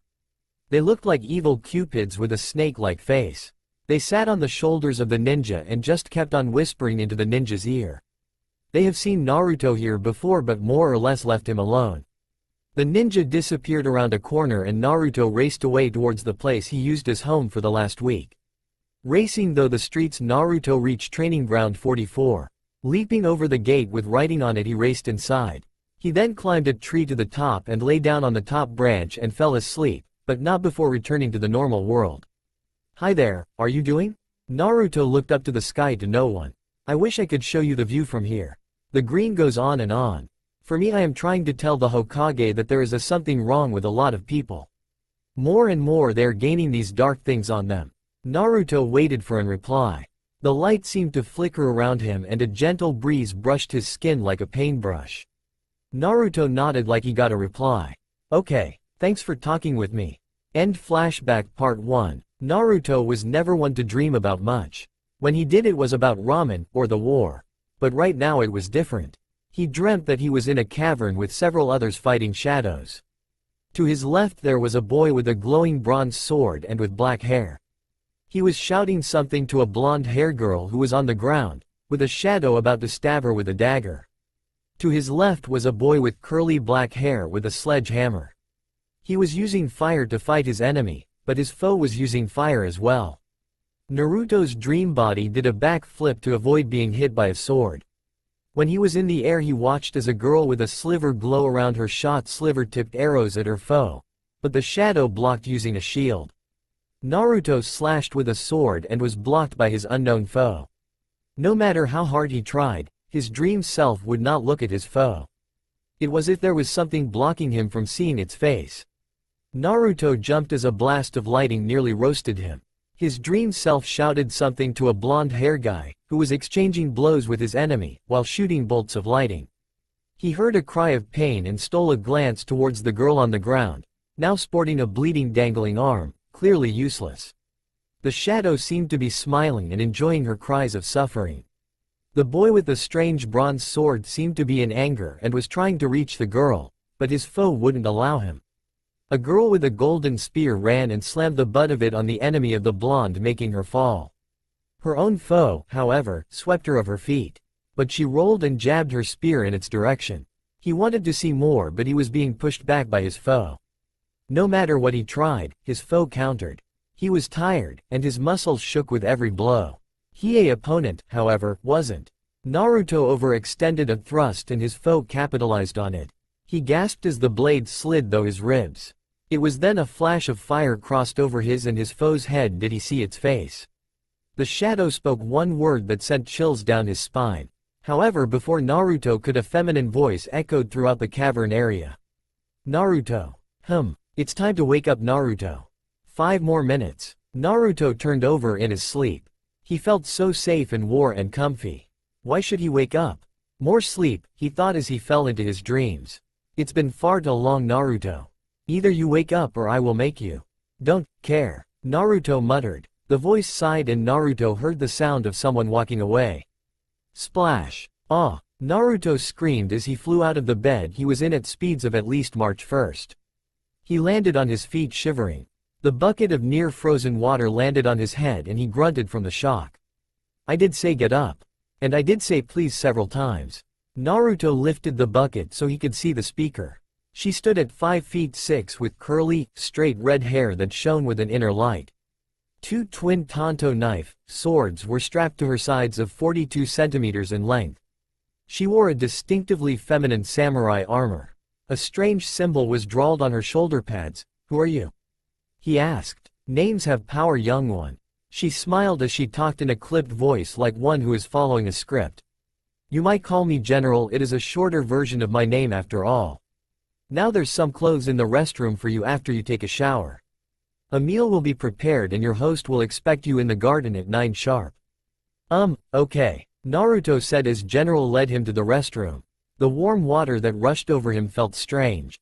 Out of curiosity he took a drink. His eyes opened with shock. It's delicious. With wonder Naruto turned off the water and dried off. He got dressed and walked out to see General. General, how come these clothes fit me perfectly? Naruto asked as he looked at himself. He was wearing high-quality combat boots, fingerless gloves and pants. A dark orange t-shirt with stripes like a tiger fit his upper body perfectly, showing his build nicely. The woman smiled and said nothing. Naruto pouted, fine, be that way. Please, follow me to the table for your meal. Today's meal was cooked by yours truly, so I hope you enjoy. As she talked and led Naruto, he was trying to understand what was going on. As he turned around a corner, a blur rammed into him. Oof. Naruto and a black-haired girl fell down to the floor. Ow. I'm sorry, I didn't mean to run into you. The girl spoke as she got up, dusted herself off, turned to face Naruto with her eyes closed and held out her hand. Let me help you up. Naruto shook his head and looked at the smiling face of the girl. He grasped her hand and said, thanks. The girl froze when she heard his voice. Naruto? She slowly opened her eyes to stare at the blonde. Her hand reached out to gently cup his cheek with tears starting to fill her eyes. "Why, you're alive. Why shouldn't I be?" Naruto asked as he looked at the girl. She seemed like she knew him for some reason. The girl opened her mouth but was silenced by Jen, who had placed her hand on her shoulder. "Perhaps you should go finish your task that the master of the house asked of you, my dear," General said pleasantly. The girl seemed like she was going to argue but nodded her head. "Please follow me, Naruto. We mustn't let your meal get cold." "Okay." Naruto and Jen walked past the dark-haired girl. As she passed, Jen placed one of her hands on the girl and winked. Leaning in close, she whispered something in her ear. When she was done, the girl smiled and ran off. What was that about Jen? "Oh, something that is going to make some people very happy and others upset, Naruto. You see, well, it will be better explained by the owner of this house." Time skip. Naruto watched as the man in front of him drink his tea with grace that would put nobles to shame. His own cup was on the table, untouched. The man gave no comment as his half-closed eyes peered at Naruto. Naruto shifted in his seat, on edge. To an untrained eye, the man seemed harmless. However, his training was screaming at him that this man was dangerous, powerful, and not to be treated lightly. "Is there something wrong with your tea?" the man asked, seeing that Naruto wasn't touching it. "No sir." Naruto quickly took a small sip. He wasn't much of a tea person, but of all the teas he had in his life, this one took the cake. "It's delicious." Naruto's eyebrow twitched. "Must not kill host. Must not kill host." Jen stood off to the side with the pincer of tea watching him out of the corner of her eye. Naruto really wanted to know why she and the man across from him felt so unhuman. Kagaya Otsuki, Madara Uchiha, the Jubi and Morio all had that feeling of overwhelming power, however, their power felt pure. A hand passed in from of his vision with an orange envelope. Now to the point. The man in front of him placed his cup on the table and rested his head on his hands. "Now I am sure that you have many questions that are on your mind. Before you ask, do you know who I am? Should I? No, you wouldn't due to your upbringing and the lack of any sort of religious lore or myths in your land. These ladies here know who I am and have heard of me. The young lady that gave you that envelope came under by care by a favor I owe to her father. My name's Bianca D'Angelo." Said person spoke up as she stepped into Naruto's viewpoint. Out of the corner of Naruto's eye he could see General holding her sides. The man in front of him had a quirk of a smile for a second or two as amusement flashed through his eyes. "Her name means White Angel? How'd I know that? Nice to meet you. I'm Naruto Uzumaki, the future of Hokage of Konoha." "A pleasure, sir." The man cleared his throat when the duo were done introducing themselves to each other. "Bianca here is going to be joining you and well as another on several errands. I do realize that you want to get back home to your village." "When?" Naruto interrupted. "As I was saying, I can get you home but it will take time. You see, when you and your fellow ninja won the war, a prison was opened by those that wanted the Moon's Eye plan to happen. The kind where the one you went to seemed like a hotel. Those that were in there escaped and are reaping havoc around the elemental nations, and several of them have come to this reality to take their revenge and also to unleash ancient horrors. Your mission, should you accept, is to find, kill or capture the prisoners and stop whomever is behind the prison break." "Well, what is this ranked by the way?"